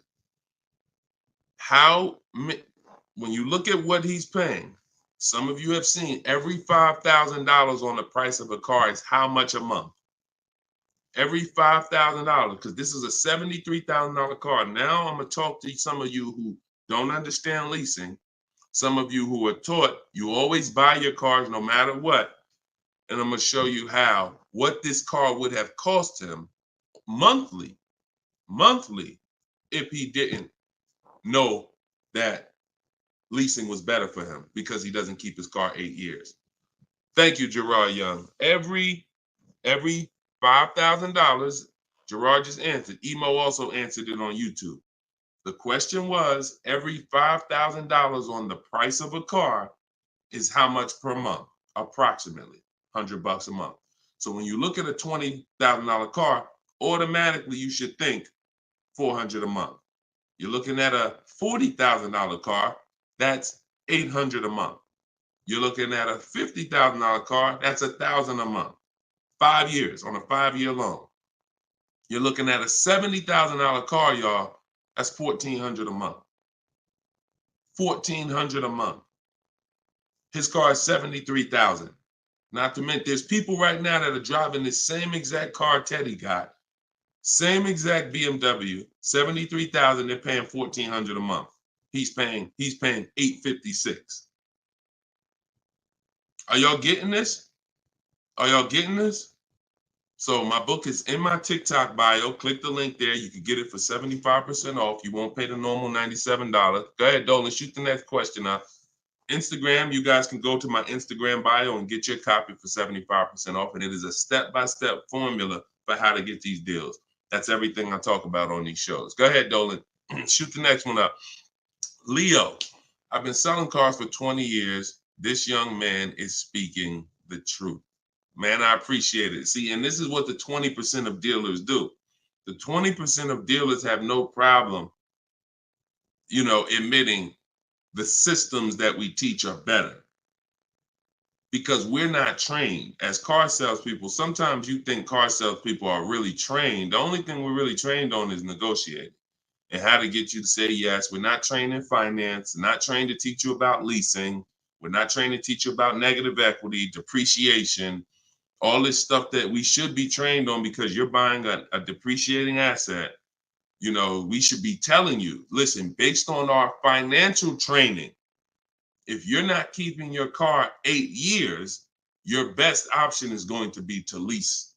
Because when you buy your car is going to go down in value so much over the 5 to 8 years you have it. If you turn around and replace it, you're going to lose all that money.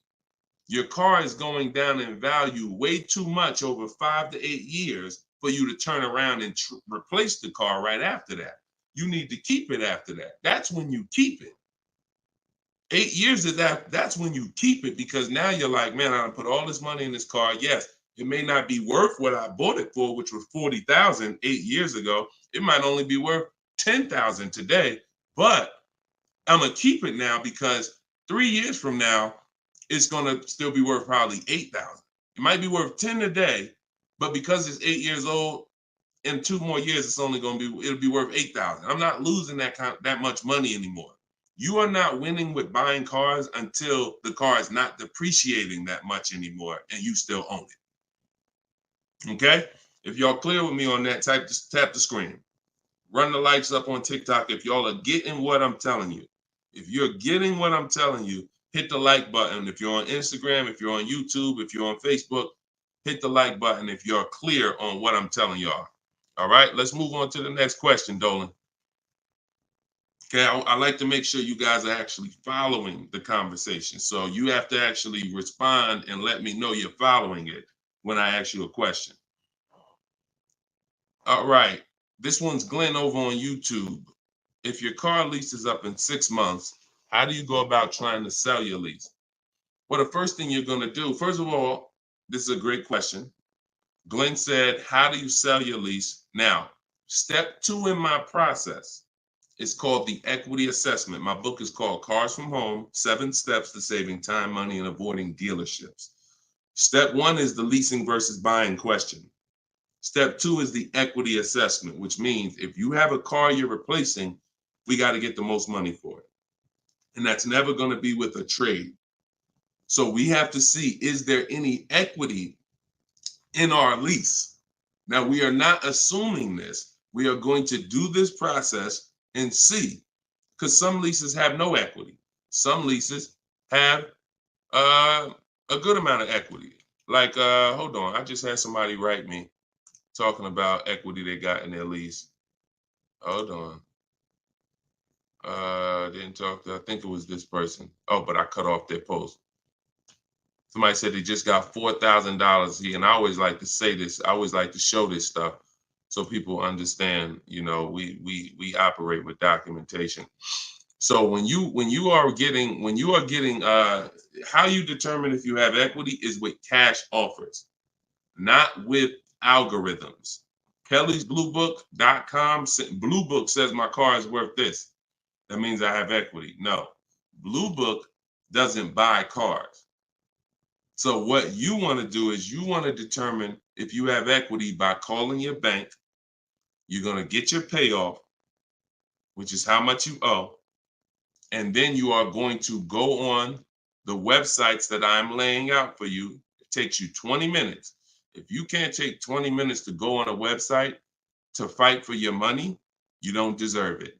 You're going to CarMax, you're going to Driveway, you're going to Carvana, you're going to Kelly's Blue Book Instant Cash Offer, where they connect you with a local dealer to get a cash offer. You're going to Car Guru, Sell My Car, and you're going to AutoNation, Sell My Car. And that's going to give you up to 6 offers.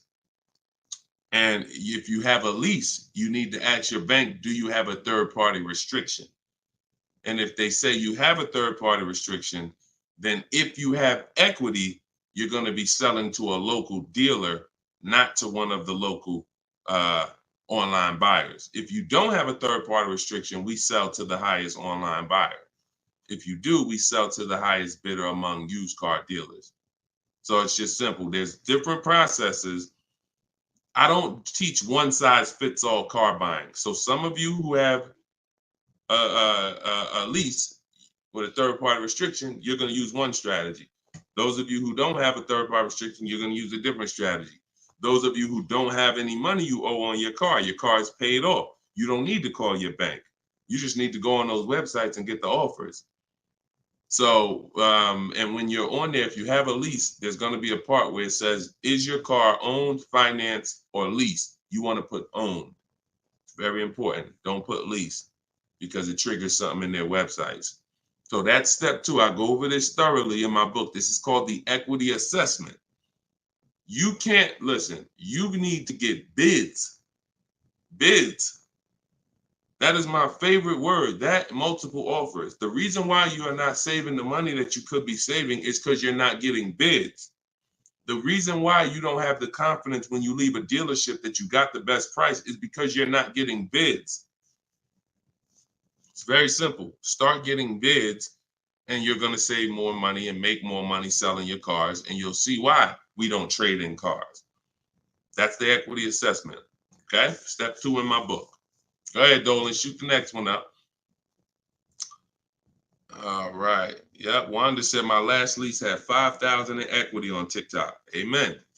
I sold the lease a couple years ago when prices were super high. I made $10,200. My mother did. I made $9,000 on my Jeep Grand Cherokee. That was in 2021, I believe, 2021. Yep. It was ridiculous money. So the 9, 10 grand, 12 grand lease, those are not really there anymore. But we still see people that are making 2 and 3 and 5,000 for sure.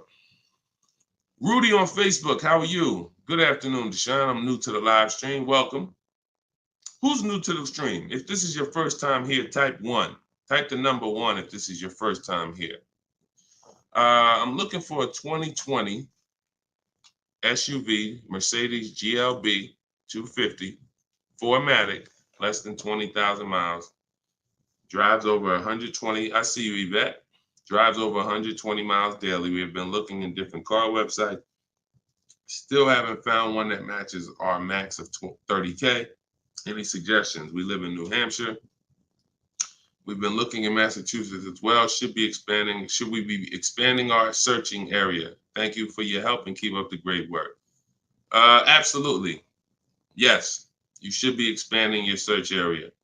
If you're looking for a 3-year-old vehicle with less than 20,000 miles, right now, you got to look at the age of the car. When you're searching for a used car, you got to remember a car comes out the year before the year we're in. So if a car is a 2020, it was released in 2019, most likely, which means you're calculating the age based on then. So if you're looking for a car that was released in 2019, and right now we're in 2025, you're looking at a car that's 6 years old. If you're looking at a car that was released in, 2022, and we're in 2024, then it's 2 years old. So you need to look and say, okay, how old is the car I'm looking for? And then we can look at the mileage. Because if you're looking for a car that's 4 years old, but you're looking for it to be driven 20,000 miles or less, that means you're only looking for a car that has a 5,000 a year average. That's going to be very tough. I like to go with it. I like to look at 10,000 a year, and then I like to go to 12. Now, we're talking about how we expand the search of our used cars, because the whole goal is to expand the search slowly.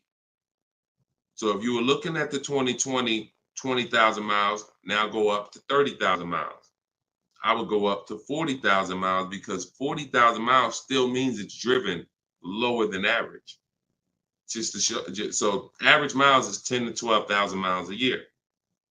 If you get a vehicle and it's 4 years old, it's driven 10 to 12,000 miles a year. It has really under 40,000 miles on it. It means it's been driven under 10,000 per year. So you're really looking for the mileage. It's the mileage that I think is really going to limit you. Now you could expand your search wide, like you said. There's many ways to expand it. You could go 100 miles out. You could go 200 miles out. You can go 500 miles out. So but you could also expand the search by lowering the mileage threshold and saying, all right, I'm looking for something that has, under 40,000. If it has 36,000, 38,000, 30, I'm good with looking at those. And I think that's going to give you a lot more options, considering how old the car is and how many miles you're looking for it to have. That's way, way, way, way, way below average driven miles. Way, way, way below. And when you have just, you're looking for a car that's only been driven 5,000 miles per year, you're going to have a harder time doing that than looking for a car that's been driven 10. So once we do that, we're still narrowing it down in other ways. Carfax title history, service records, accident history, verifying there's no fake fees. So we have other narrowing down processes. Then we get the new window sticker to make sure, because you can't know you paid a great price without knowing what the original price was. Who's bought a used car in their life? Type the letter U. Type the letter U, and I'm gonna before Dolan pulls up the next question, I want to make a point here to how just not having strategy, you guys are missing the things that you should be using to determine if you're getting deals. Yvette, I see you. Okay. Richard on Instagram, I see you. Leslie on TikTok, I see you. Alex, I see you. Derek, I see you. Harold, I see you. Kathy, I see you. Okay, so let me show you something. When I was buying my Infinity truck, all of the trucks we were looking at were white. All of them were priced between 30 and 32,000 as a used vehicle. 30 and 32,000. So if I narrowed it down, the top four I was looking at, they were all white, black inside, between 30, 32,000 price.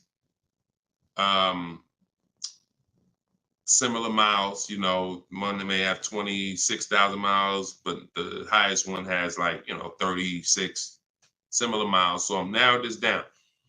Now, this is where many of you you don't have the information to make the right decision, because the determining factor of which vehicle I chose was based on the brand new price.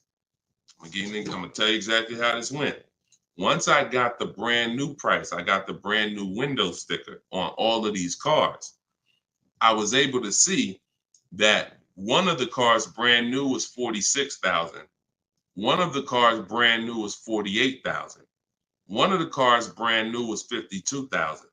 And one of the cars brand new, which is the one I ended up getting, was 54,500. It was a special edition.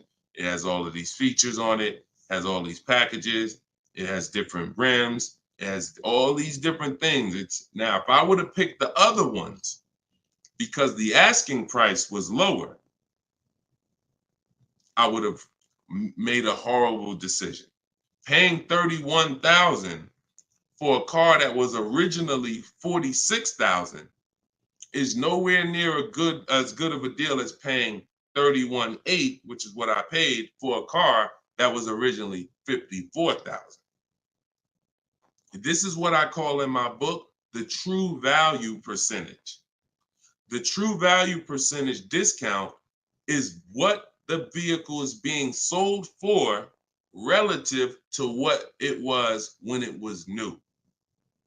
So picture this, if the vehicles that I was looking at would have only had the true value percentage discount on them, it would have made it even easier for me to choose, because the one I picked would have said 42% off the brand new price. The ones that I didn't pick would have said 38% off the brand new price, 36% off the brand new price, 32% off the brand new price. So when I look, true value percentage is literally that. And that is something we created. See, a lot of what we teach, we didn't learn it, we created it. So you are getting things that, why can't I find what Deshone teaches in other places? Because God had me create it. So you're not going to find it from other people. You're not going to find the 8-year rule for leasing versus buying with other people. You're not going to find the 1.5% rule for bad lease deals with other people. You're not going to hear them talking about this true value percentage discount when we're looking at used cars, because we created all of this stuff to regulate the industry for people who will use it.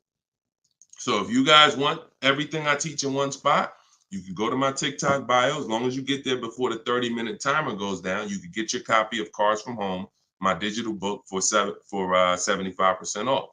Go there. You won't even leave the broadcast. Get your 75% off. It'll be in a few minutes, and you can use this stuff for the rest of your life. Same thing with Instagram bio. And if you're on Facebook or YouTube, we have a comment in the comment section for you guys to get your book there, and you can use it. And if you're on a TV watching us, then you can just scan this QR code with your phone, and you can get your 75% off. $97 is still a great price, even if you missed it and suffer. Get your book full price. If you missed the countdown, that's fine. But the money that you're going to save is going to be dramatically multiplied versus what you spend on this book. Okay, Dolan, shoot the next question in, y'all. We are live. This is our Thursday, May 9th show, 12 p.m. So whenever you don't see the banner above me, that means we're actually live, and you guys can type your questions, and we'll try to bring them onto the show. Helena, what do you consider a good interest rate? Well, this is a relative question. It's the same question you're asking when you say, what do you consider a good discount off a car? How much should I pay for this car? We only pay when someone wins the bid. So we teach something called the bank bidding war, which I also created.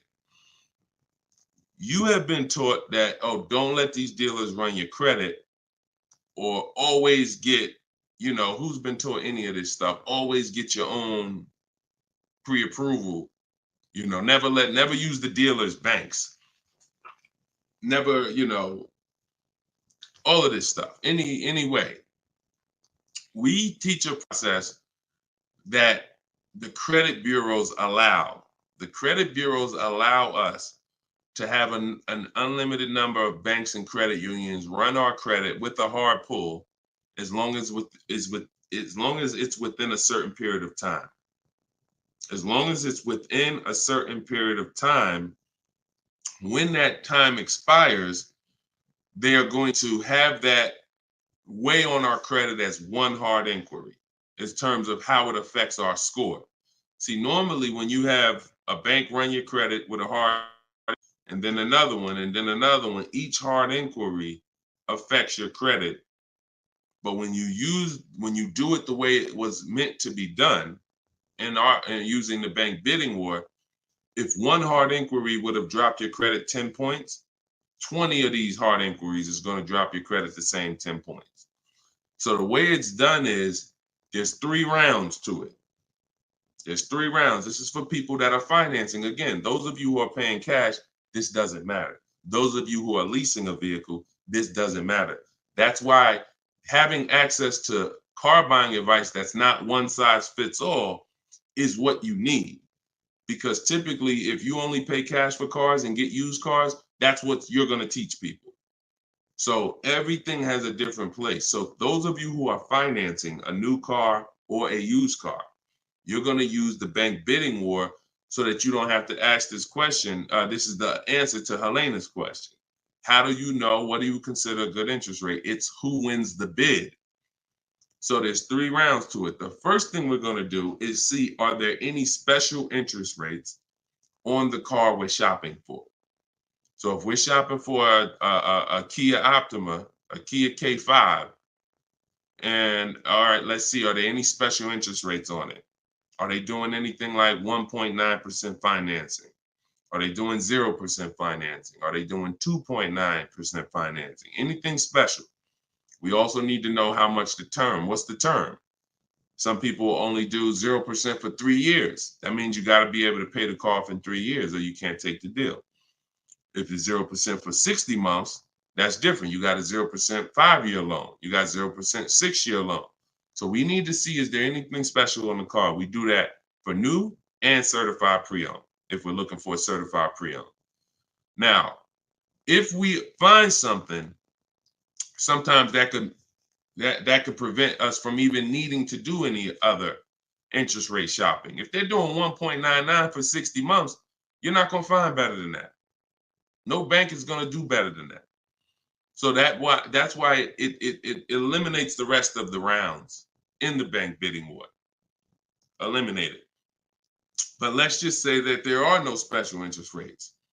Now we're going to revisit the bank bidding war in round 2, which is after we find the best price on our car. See, because some of you, when you go shop for a car, you're thinking, how much should this car cost? Oh, what's the monthly payment should be on this car? The monthly payment is between you and the lender. It's not between you and the person you're buying the car from. See, this goes back to our point, which is you must set up your car buying transaction from who you're getting your loan from. The process of shopping for the best price on your car is different, or should be different. If you listen to me, it will be different than the process of you getting the best price on your loan. The best price on my loan is a different process than getting the best price on the car I'm buying. So now, once I start now looking for my car, getting my bids, get the best price on my car, now it's time to come back and get the loan involved. See, many of you are focused on what the best monthly payment is on the car, but you're not focused on finding the dealer that is the lowest price. That's focus number 1. Before we think about what is our monthly payment, we are thinking about what is the dealer? What's my process for finding the dealer who's going to sell me this Kia K5 for the lowest price? Who's going to sell me this $40,000 car for the lowest price? Once I find that dealer, Now it's time for me to come and get start shopping for my loan. See, and the reason why this works so well is because there's a process to it. We're not winging this. The reason why any fighter who goes into a fight and they're winging it, they are in a position of struggle. We don't wing it. That's why when you see my 7-step process in my book, it's 7 steps. In Matt's Academy, my car buying school, it's 7 steps. Whether it's video, whether it's the book, it does not matter. It's 7 steps because the process does not change. A process should not change based on whether you want a new car, used car, a lease, a luxury car, an exotic car. It shouldn't change. So once you find the best price on the item, now you're coming home and you are going to now contact online banks, your bank, your credit union, and you're going to get all their offers. This is round 2 of the bank bidding war. Round 1 is any special interest rates on the car. No? All right. Then we go find the best offer on our car. Now we're going to start round 2, which is our bank, our credit union, online lenders, all submitting bids for our rate. Round 3, once that's done, round 3 is we call the dealer who we have the car on hold with, and we tell them the best rate we got, and we give them a chance to see if they can beat it. That's round 3, because the dealers have another 5 to 7 to sometimes 10 banks. So see if they can beat it. So now you have 3 rounds of individuals competing for your interest, for your loan, to give you a loan. 3 rounds. First is the special rates. Second is you, your bank, your credit union, online banks. Third is the dealer's banks. And so when you leave, you already know I got the best interest rate. I guarantee it because I had 15, 20 people competing for my bank, for my loan. And that if you do that correctly, you are going to see that it weighs on your credit at the end as the same as one hard inquiry. That is what the bank bidding war. When you get my book, I email you a copy of the bank bidding war with it because I haven't merged the bank bidding war into my book yet. That's an update. Yes, that's an update. So all of you who had the book prior, when I update the book, you get the new book. You get the new book. That's another reason why having a digital book is the best way to do this.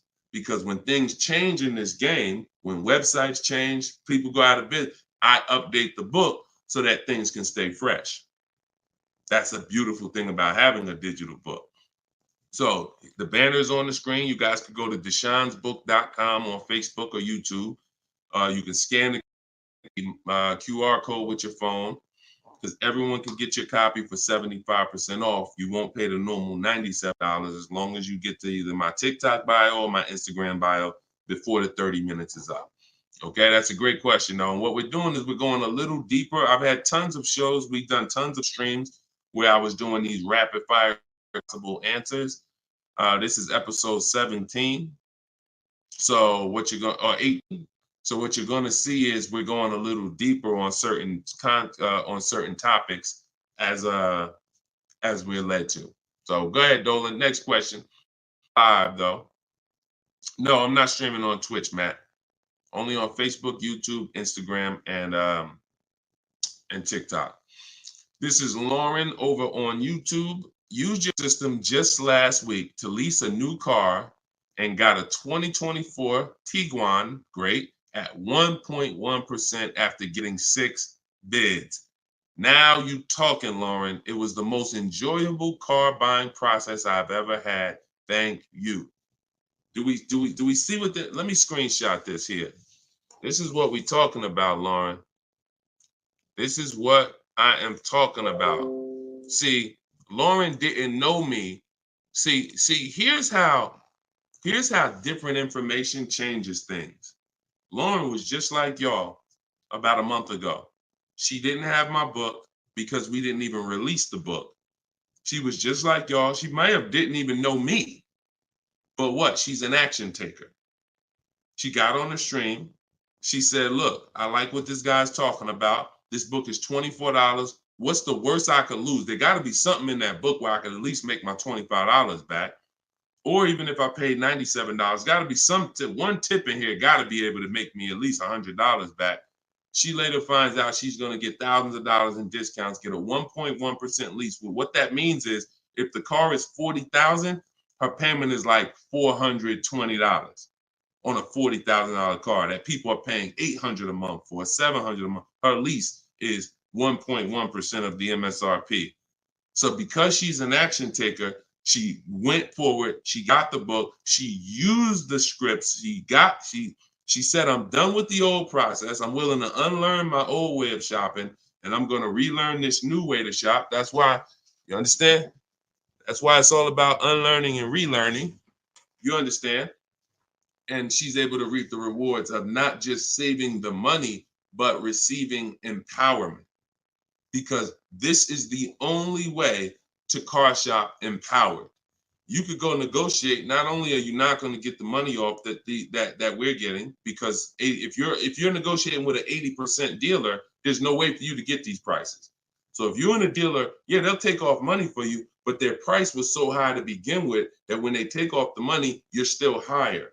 An 80% dealer is the overpriced dealers. You can't negotiate them down to the best price. So even if you did that, you still wouldn't have the empowerment of letting the business come to you. See, you're empowered when you're sitting at home and the business is coming to you. You're in control. And the only way to do that is with bids. So congratulations, Lauren. Enjoy your new Volkswagen. Beautiful vehicle. And I'm so glad to hear that you trusted the process and you have reaped the rewards. Congratulations. God bless you. All right, Dolan, go ahead. Throw the next one up. We are live, y'all. This is our Thursday, May 9th, 12 p.m. live stream. So if you don't see the banner over my head, we are live. You can ask your questions. We'll try to get them in the show. Wanda Lopez Smith on TikTok. Leasing companies not allowing third-party buyouts. Yeah, I explained that. If we have a third-party restriction, we're going to sell it to a local dealer. But we still get bids. We still need to get bids from the online car buyers to know if we have equity. If we have equity and we have a third-party restriction, we're going to sell it to a used car. Like if I had a BMW and there's a third-party restriction, I'm selling my BMW to a BMW dealer. I have a whole script in my book for how we do this. We talk to used car managers, and I'm going to have a used car manager buy it. See, some of you bought your car because you saw the third-party restrictions and you bought it and resold it. I don't like doing that because when you buy it and resell it, you have taxes, you have fees that you're going to pay. When you sell to a local dealership, sometimes they don't pay the taxes and there's no fees. So buying and reselling, you're eating up like probably $3,000 or $4,000 of any equity you would have. So yeah, we've been getting out of the, we've had a process for third-party restrictions since they started them in 2021. We've had a process for how we were going to sell our cars and get our equity, even with third-party restrictions. So that's never stopped us. Never stopped us. Good, great question. People like the live view have no clue how valuable his information is. Appreciate you, Belle. Thank you so much. Only people that know how valuable the information is people who use it. People who watch, there's a saying, you can't be a hearer of the word. You want to be a doer. A doer. A lot of people hear. A lot of people hear because we want our ears tickled. But it's the doing that leads to the savings. And in our case, what we're asking you to do is easy. It's just your programming and your fear of a process. See, it's an unknown hell. I mean, an unknown heaven is what we have over here. But you have a known hell. Sometimes what you know is so comfortable, even though it's hell, but it's, you know it. You're comfortable with it. You're comfortable with the discomfort of car shopping. So this is what, Deshone, everything you're saying, that sounds hard. Sitting at home and doing these copy and paste things and having this, that sounds hard. That's just your fear. That's your programming talking to you. That's not reality. Because in reality, you see people like Lauren who just came on, And you see, this is the easiest way she's ever bought a car in her life. This is the most money she's ever saved in her life. Look, you got people like, look, Matt, happy to share. I've officially graduated. Huge thank you to Deshone, building such a great system, answering all my questions along the way. Lease details. You got a $56,000 Hyundai Palisade calligraphy, 1.28% lease. Highest quote was $1,167 a month. He got his for $719. The highest quote he got from an 80% dealer was $1,167 a month. He got his for $719. Sitting at home, getting bids. So for those of you who want to know, like, I do have a car buying school. It's called Maps Academy. You want to know more about it? We have a comment in there. You can attend my free masterclass. I don't let anybody in my school who has not gone to my masterclass. Everything you're doing raw and buying, selling, and leasing cars. So there's a comment in there for the comment section, and we have a link in my bio for you as well, who, if you think, you know what, I want to see about his online buying school. I don't care, because the system that Matt says, Deshone, thank you, Deshone, for building such a great system. The system is the same. So, but you have to be an action taker. And because the system is simple, and it's in video form, and it's in book form, and it's in my free live video, my free streams, you just get it where you could get it. But there's no excuse for sitting at home car shopping the old way anymore when this information is available and it exists and it's 3 years old. This isn't new. We have hundreds of people. You're not oh, let me take a chance and see if this will work. That ship has sailed long time ago. Long time ago, that ship has sailed. But the action takers are going to win, not just the hearers. People listen, oh yeah, this sounds good. Of course it sounds good. But you won't reap the results until you become an action taker on the information. Okay, so those of you who want the book, it's in my TikTok bio, it's in my Instagram bio. You'll have access to these strategies for the rest of your life. All right, Dolan, shoot the next question up. We got some great questions coming in today. This is our Thursday, May 9th live show. So we are live right now. It's our 12 p.m. stream. Melanie from TikTok, what do you recommend for a young adult that is first-time car buyer that has no credit? I would recommend you save up. You get something that we call a smart car. That's not one of those little cars that you heard. It stands for saving money at the right time. I got a car that's my point A to point B car because I work from home. I got a car. It was literally $4,000. I got it from a grandfather over in South Orange. He was 98 years old, and he still drove until he couldn't drive anymore. Car had 72,000 miles on it, and I got it for $3,750. Literally, it was I got it a year ago, so that was it was an 08 Pontiac G6, 70,000 miles. And that's something that I drive from point A to point B whenever I want to do my run. Because again, I work from home. Most times we take the truck, but if my wife's out, I'll take the car. But I didn't need to spend $10,000, $15,000, $20,000 on a car that I'm driving twice a week. So what I would tell you for you is, if you need transportation, you want to get it reliably, save up some money, get yourself a private party sale on Facebook, pick it up for a couple grand, but you have to be diligent. You want to find it from an owner. You want to find it from an owner who's not driving too much, who maybe they got a second or third car in the family, and that you don't want to deal with these dealers on Facebook Marketplace perpetrating as owners. The owners know the history of the car. They've had it for the last 8-10 years. You want somebody that can tell you, yeah, my little son, this is where Jeremy took the car one day. He was driving to the grocery store. He backed into a car over there right here. You want a person who knows that, not a dealer who just picked up the car and now they're trying to sell it to you for $2, $3, $4 grand.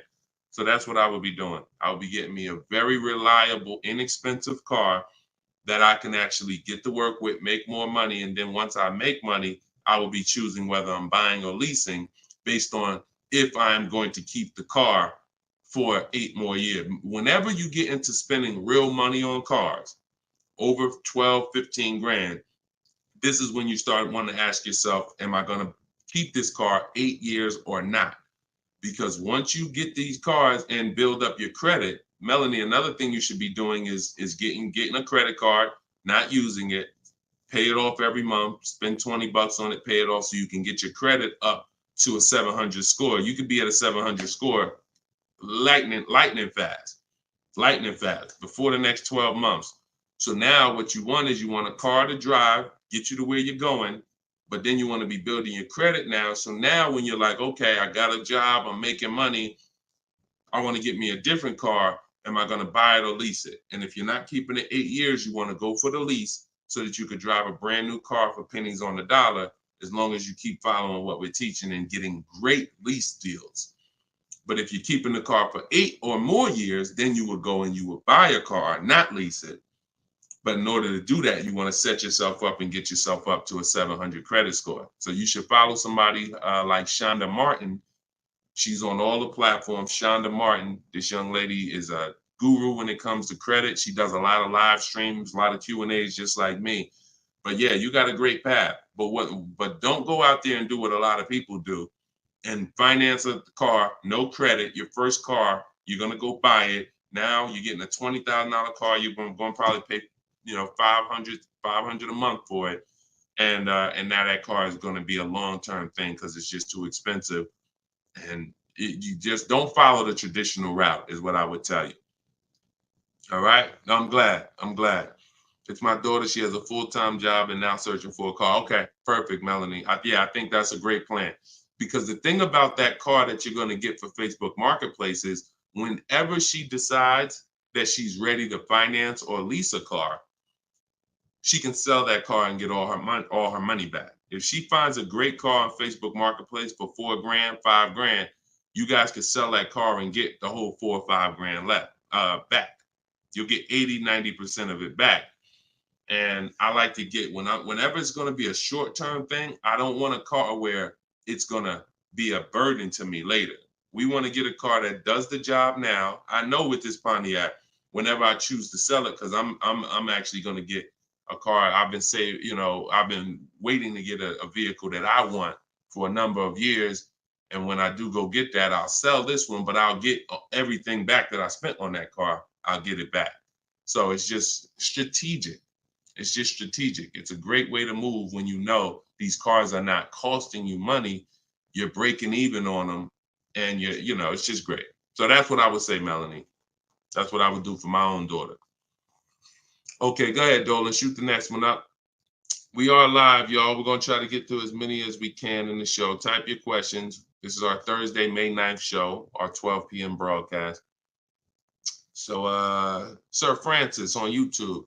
What's the best source for an accurate valuation to determine if purchasing a used car is a good idea? I don't go by that. The only way purchasing a used car is a good idea for me is if we're keeping it at least 8 years. That's it. If you're not keeping it at least 8, are you keeping the vehicle at least 8 years?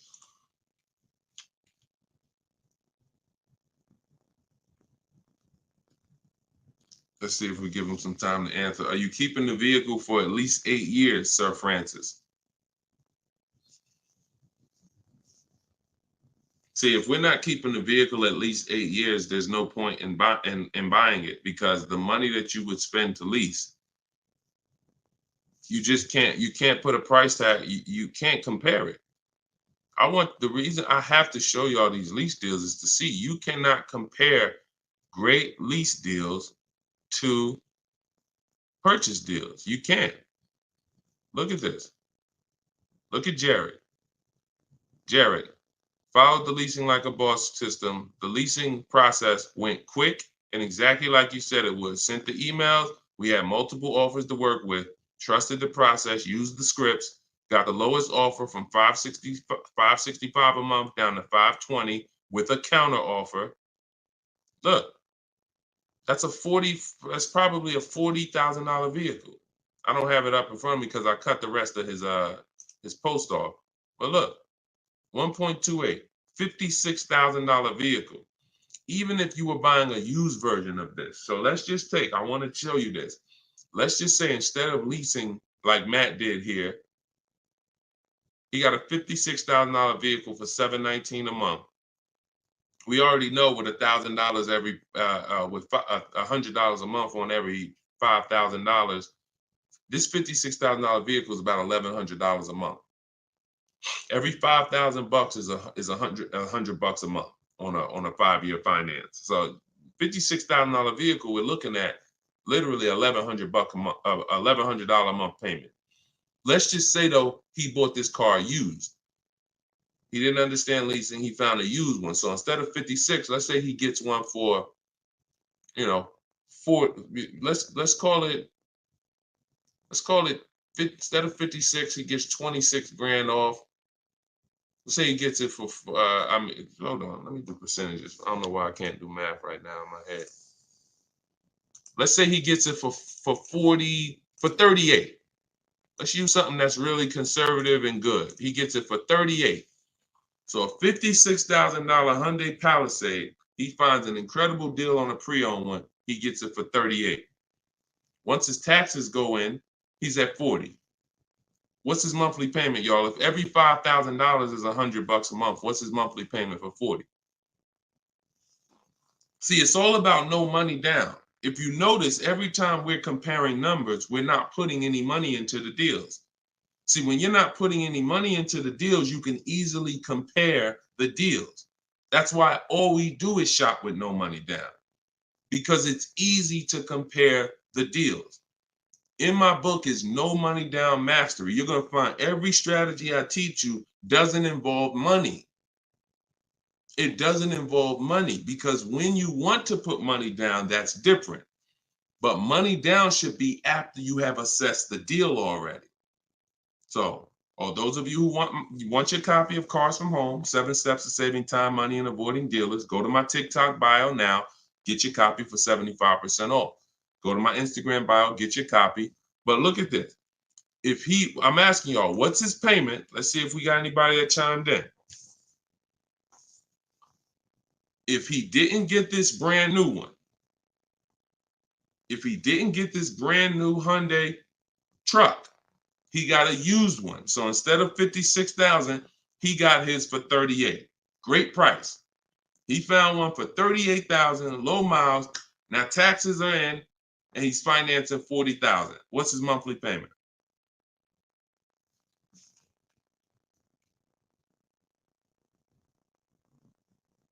Anybody do the math? Every 5,000 bucks. Well, I'm gonna tell y'all now. Okay, y'all taking a little long. It's 800 a month. Thank you, Derek. Thank you, Derek, on Facebook. 800 a month.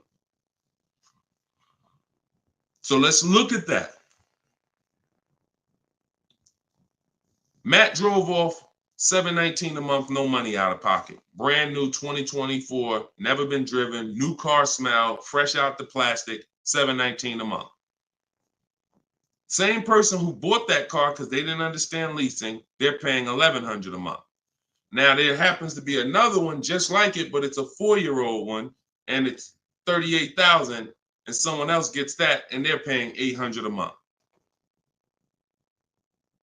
Do you see how much money those who don't teach you about leasing have cost you?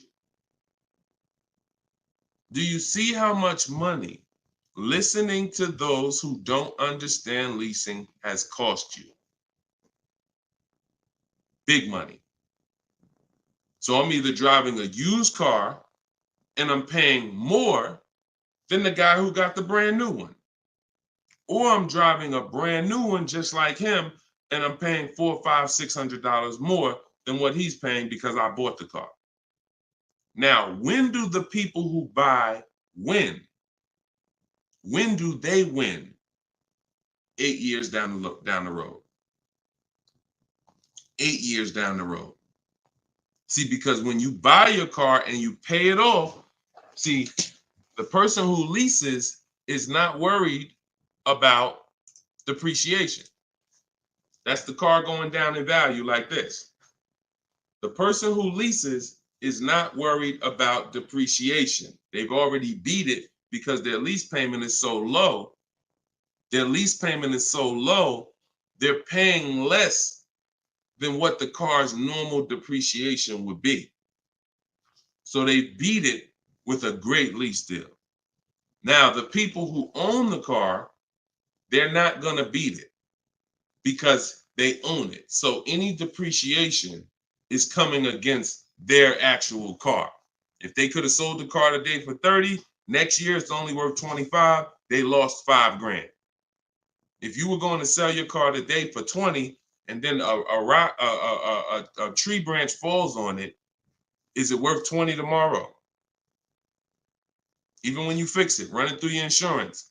Hey, I'm coming to get my 20. No, a tree branch fell on the vehicle. It's worth probably 18 now. This is depreciation. So the only way you're going to avoid that is through long-term ownership, because eventually, like I talked about earlier in the stream, you get to the point where your car is only losing a little bit of value each year. Only to this year it's worth 10, next year it's worth 95. In another year it's worth 9,000. That doesn't happen until you have kept the car 9, 10, 11 years. So if you're not keeping your cars that long, you're losing thousands of dollars not leasing, as I just illustrated with those 3 examples. Okay? So this doesn't change. I don't care whether it's Lamborghinis. I don't care whether it's Rolls Royces. The principles do not change. Derek on Facebook.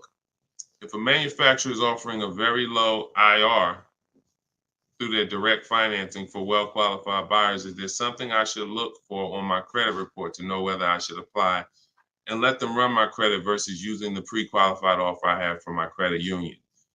Yeah, most people are going to qualify for the special rates. If you have fair credit, good credit, most people are going to qualify for the special rates because it's not super tier. Super tier is like A1 or A9 in the business world. That's super tier. Most of them are tier 1. So a tier 1 approval is really going to be if you have, 680 credit score and above. If you've had a car loan in the past that you paid well, you should be able to qualify for those special interest rates. Those are not super hard to qualify for. And if it's something under 2.9, you're typically not going to see that coming from a credit union or a bank, not in this market. Not in this market. So yeah, it's a good question though. But that's round 1 in the bank bidding war. So it's important for you guys to know that whenever you see a special interest rate offer, in many cases, it's not hard to qualify for. You don't need perfect credit. 680, 700 and above, you should be fine. All right. So, all right. Let's go. John Tez on YouTube. I'm interested in getting a 23 Charger Scat Pack, trading a 2022 Camry. This is a disaster. This is a disaster. Dealer wants 56 for the car, but it's been on the lot for 220 days. What do you think I could get them to lower it to? Well, I'm going to just tell you honestly, why are you trading in a 2022 vehicle? First of all, if you paid cash for that car, you wouldn't be trading it in, because once you see what it's worth and what you're getting in 2 years, you've had the car for less than 2 years. See, there's something, here's what we're not getting. The reason why I hold this up is for y'all to see that you cannot trade in cars this fast and have it be and have it. And I want y'all to know we are 100% live right now. We are 100% live right now. You're not watching a replay. This is a live show. So we're going to dialogue on this for a quick second. You should not, if I show this so y'all could understand, the value of your car is dropping like this the first year, 2 years, 3 years. You think that you could buy a car here for $35,000, turn around, trade it a year later, and it's only worth now $27,000, and you're just going to flip and take that $7,000 loss in depreciation. You are going to absolutely lose your shirt. And the only way that you actually don't realize how much you're losing is because they hide it in your monthly payment, because you're a payment shopper. Just get me to this payment. I don't care about the numbers and all of that. I don't care about how much money I'm losing on each car. Just work my monthly payment to something that I could afford. And that is financial disaster. because there is no way, if you were coming and you were writing a check for this, if you came in and you bought that 2022 Camry and they said, okay, it's going to be 35 grand, you know, whatever, and you wrote a check for it, and then you came back a year later and you said, all right, well, what y'all going to give me for my 22 Camry? And they said, all right, well, we can only give you 25 for it.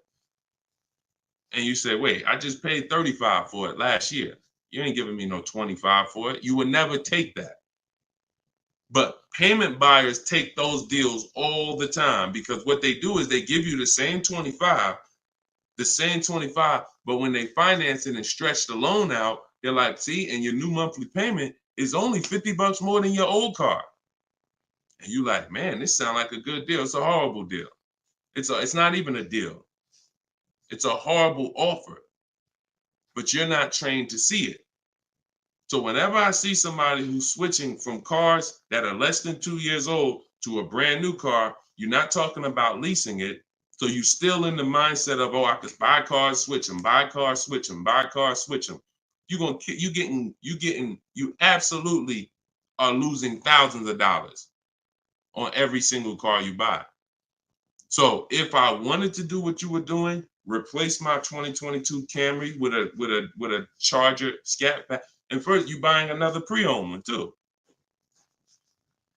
You're buying another pre-owned one. So you're asking, all right, I want to replace this 2-year-old pre-owned car that I got, and then I want to buy another pre-owned car and replace that one. But you're not looking at the fact that the 1-year-old Scat Pack you're trying to find is so rare. When you find it, you're most likely going to overpay for it, because who has 1-year-old Scat Packs? Who has 1-year-old Dodge Charger Scat Packs? How would that vehicle even end up on a dealer's lot? You only get the cars on dealers' lots one of two ways. The dealer has to buy them from auction, or buy them from one of their customers, or at the end of a lease, the person returns the car. So people are not usually trading in a 1-year-old car. So if it has been on the dealer's lot, maybe it's because it's a leftover model. And if it's a leftover model, you don't have anything to compare it to see how much you should be saving. So what I would be doing is, before I buy a 1-year-old Scat Pack, I would see what's the market on a brand new one. This is so important. This is so important, because this is financial intelligence. Look at this. If I would have walked in, this is Sean. Sean got an F-150 Lightning, $73,000 vehicle. He ended up saving $20,000 on the vehicle. Brand new one. Same thing with Kimberly. She got a Maserati. You can see here, what does it say? Total savings, $20,700. 2023 Maserati Greco. $86,000 vehicle. They took off $20,700. That's the new one. So what happens if she would have bought a used one, 1 year old, and she saved 20 grand? She might have thought that was a great deal. Man, I got a 1-year-old Maserati. They took off 20 grand for me. Not if she didn't know that on a brand new one, she could have got 20 grand off. So whenever you're buying a car that new, you need to know what the brand new market is to know, all right, if I can save 10 grand off a brand new one, then how much should I save off the 1-year-old? I should save a lot more than that. See, and you have a lot of things that you moving in a way that I would tell you need a system, because it's hard for me to explain to you everything you are doing and a way you're approaching this, how you're going to overpay by thousands and thousands of dollars. You haven't talked about leasing versus buying. You're not talking about shopping for cars in a way where you can actually see multiple offers. You're talking about buying a 1-year-old pre-owned car without looking at what the market is. How do I know a good deal on a 1-year-old one? There's not enough vehicles out there for you to know a good deal on a 1-year-old, which means the only way I'm going to know a good deal on a 1-year-old one is I need to know what a good deal is on a new one. And if a good deal on a new one saves me 15 grand, then that means on a 1-year-old one, I need to save like 20 to 25. There's not enough vehicles for you to do that. So you should really be looking at following a system, learning about leasing versus buying. Are you keeping the next car 8 years or not? If you're not keeping the next car 8 years, you shouldn't be buying, you should be leasing. Because I don't care what you get the price for on the Scat Pack, you are gonna overspend compared to someone who goes and leases their Scat Pack and gets a great deal on it. So we got to slow down and look. Most times we're approaching car buying like grocery shopping. We trying to get our car deal done the same time as a grocery shopping visit. 2 hours, 3 hours. We're at the grocery store more than we're planning our car purchase. And the only way you're going to save money is to take your car buying process seriously. If it's just like, nah, Deshone, it ain't that big of a deal, then go ahead and go give them 15, 20 grand. But I tell you what, somebody like me, somebody who's listening to me, who getting the same car that you're getting, and they say, man, so funny, Deshone, I'm in the same position as that person is in. I got a Camry too, and I want to replace it too with a Scat Pack. But I'm gonna use your strategies. I'm gonna assess my old car, get bids for it. I'm going to determine leasing versus buying, and then I'm gonna shop for my car. That person will save 5 to 10 grand more than you, minimum. Minimum. I put any amount of money on it. So slow down and answer this question first. How many years are you keeping the next car? If the answer is not 8, don't think about buying it. Don't think about buying it. My goal is to shop for my most aggressive lease on my next car.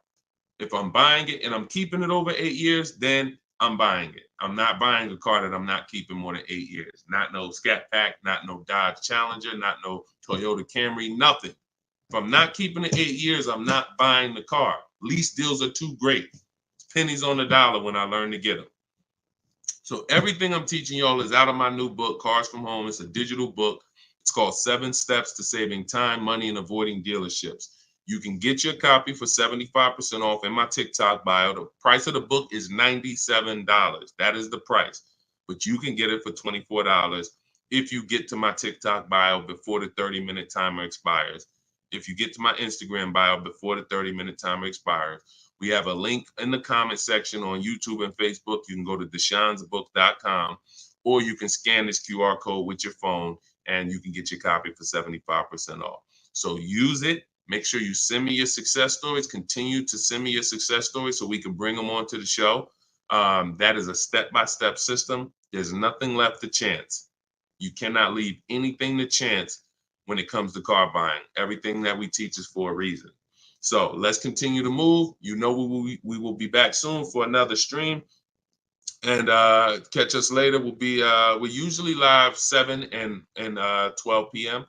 So if you're around at 7 p.m., just again, if you don't see the banner above us, that means we're actually live. So jump on and we'll get to it. Everybody else who got your book, enjoy. For those of you who want to attend my free masterclass, Everything You're Doing Wrong, Buying, Selling, and Leasing Cars, you can also go to the comments or to my TikTok and Instagram bio. But you're going to need about an hour. And that's a straight hour of me in my board. And we have a comment for you right here in the Facebook and in the YouTube section. That's me showing you scenarios, going over 23 mistakes that most of you are making that you need to stop making if you're truly going to get below market deals. Okay, so other than that, y'all, get the information. I don't care how you get it. Get in where you fit in. Use it. Keep unlearning. And let's keep saving this money. All right, God bless y'all. See y'all on the next one.